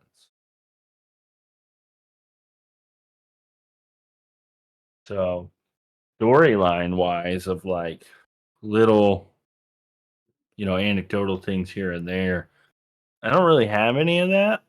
Um, and it's probably a ways off before any of that stuff would happen. But personality wise, you know, I almost see the character as childish in a the Fae is Willy Wonka's chocolate factory. One of the Mm-hmm. kids with the ticket is kind of how I'm attempting to lumber my way through I Raoul. definitely didn't even know we were in the Feywild. But yep, we are. And there's like a royal court. There's a bunch of stuff in the Fae that we haven't got to yet. I mean, We a were character I wouldn't have really. No, maybe. we were on our way to one of the cities and then got distracted and turned around and now we're here. But originally, we were headed to the ship, then saw a big city and got told of Raul's people were kind of there, and then the mimics things happened, and we're a very easily distracted group. But I don't know. I found a bit of difficulty in RPing in the game myself. Not anybody's fault or anything. Everybody's been great, but my own lack of insight into my own character has given me some weird challenges of how would I interact in this situation? How would I react to this or that? Is that going to be a problem with everybody? Is that going to go over the way I intended to go over, etc.? And it's all because I really don't have much character background as much as I would like. Like the games that I played with you, I would send you very in depth, Yeah. stories of things. I didn't do that with Raul at all. My Do it my now. my in Course depth correct. back. Well, yeah, we kind of did that, but my in depth background with Raul was me, Goose, and Cube kind of sitting around chit chatting of how we could implement things in that, and it was more or less like a single paragraph. Where I'm used to when I write characters, doing multiple pages worth of little odd tidbits and world building and stuff like that. So Mm-hmm. I found a bit of difficulty when it comes to the improv and the RP sometimes because I don't quite know exactly how to react in some situations, but I also, screen time. I don't want to take away from anybody. I don't Well, want to, can't we diagnose the actions that you have taken and then, reverse engineer it and be like, well, why would they feel that way? So the way I'm looking at it, I kind of see as if there's a little, this is going to sound bad. You're a little on the spectrum, maybe, in a way that you seem to hyper focus and you have very peculiar interests and stuff, almost like a little ADHD kind of, right? Where like you're up here on this giant sword and you're like, well, I need to know, I have this drive mentally. I need to know what happens when I carve this thing. Even if other people are like, that's a bad idea, you're not thinking about it that way. You're looking at cause and effect, and there's a scientific method, which I imagine would go with the what are you doing, like artillerist or like artificer, right? yeah, it's Monster Slayer first, and then I have one level. Well, And just I just that little tinkering about like, and then maybe the monster slayer is where the drive comes from. Even if you don't have all of your personality intact right now, you still have this almost an OCD kind of like, I need to focus on this hardcore right now. And then that little point that you put in artificer is your curiosity, right? And your creativity. And so you're kind of in your own world up here on this thing, and you're like, I need to know what happens when I do this and this and this. You don't necessarily look at the ramifications of your actions right away. It doesn't mean you can't have remorse for them later. And I so will we say can go that's ahead. probably accurate. Not to cut you off, but Raul has more than once come off selfish. Right, but maybe it's not entirely selfish. Now we look at these traits and we say, okay, so this is a thing that Idea, bro. happened. And then you say, why did this come up? Right? And then you can be like, actually, he's been like this, like, even, through childhood, maybe, where it's like, somebody has to kind of snap to get his attention because he's so fixated on one thing or another. I don't know, just little parts you can add to the backstory about things where these, actions and instincts have happened in the past, right? As Which little I guess examples. that kind of does make sense to a point because the personality of what I want him to be into would be that almost hyperfixation, Mm. but not. And the way I've described it to everybody isn't on things or stuff like what he's doing now, but it's on getting like the task at hand accomplished. How And long that's ago did why you join this party? episode, I think I've been in 10 weeks now. Okay, that's 9 Yeah, been 9 weeks. or a 10. while. Okay, because they did not have concern for you, and I was like, he's gonna fall off that sword and die. Like, Yeah, I oh was yeah, very no. concerned. They've seen me do really dumb things numerous times. Um, but that's almost this. The way I see Raul is childish. The way I see who he's going to become is the exact opposite of that. The way so Raul is an evil character. Raul now is not his true neutral, but Raul will become an evil is my goal. But that's not evil. The way I describe it, it's not evil because he's like serial killer by any means. but that hyperfixation on I Well, have most this. evil characters mean like selfish, right? They're not above going against like gray morality or whatever to get the things that they need. It's more about themselves. They focus more on themselves and never on others. They lose that empathy because it's like, how does this affect me? Right? It's not necessarily I love killing people, right? Or I Yeah, love well, yeah, exactly. But I'd say he's even not even like selfish in that sense. It's I don't care what your beliefs are if they're violating me or stopping or hindering me from accomplishing what I need to accomplish.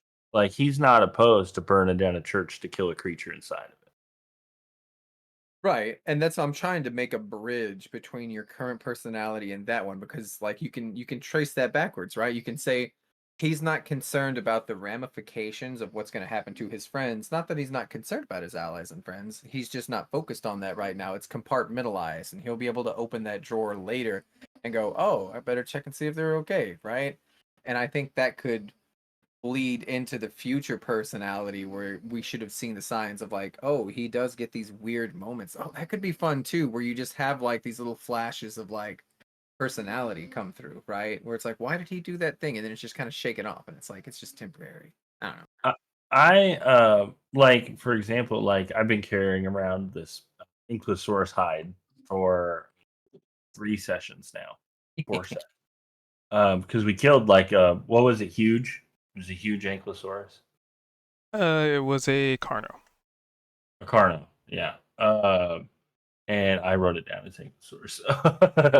I don't know why, but um, so yeah, we killed this thing when Raul, his curiosity and creative abilities, he was like, that is different, and then what All right, y'alls. I'm actually gonna wrap up the stream there. I think 3 hours and 40 minutes is a good bit to have to download and upload. We're just kind of having a post game. I figured to give you guys a little bit of the post game chit chat. I think that's fun. Little pod. Oh, maybe I could make a. Ooh, just give me an idea, like a post game podcast or something. Oh, that could be cool. Ooh, that could be cool. But I'm gonna at least wrap up the stream because the longer the video, the bigger the file size. So with that, I hope you guys. I'll chit chat with them in a second, but just to for the purpose of wrapping up the stream, um, we do this every Tuesday from. We're gonna try to start at 7 Pacific, but we've been starting like 7:30 to be honest, but we're gonna try for 7 next week and moving forward. I will be back at it tomorrow, probably playing some Diablo 4, most likely, or some demos, because it's the summer demo thingamadoohickey, so that's gonna be fun. Um, but we'll see. We'll play it by ear. I got a couple things lined up for tomorrow. But either way, I hope you guys have a good morning, evening, or whatever's in between for you. And for y'all's YouTube watching folks, I hope you enjoy everything that we have had available for you. So with that, we shall meet again soon for more games, dragons, dungeons, and whatever other word I can come up with that could be clever. But not now.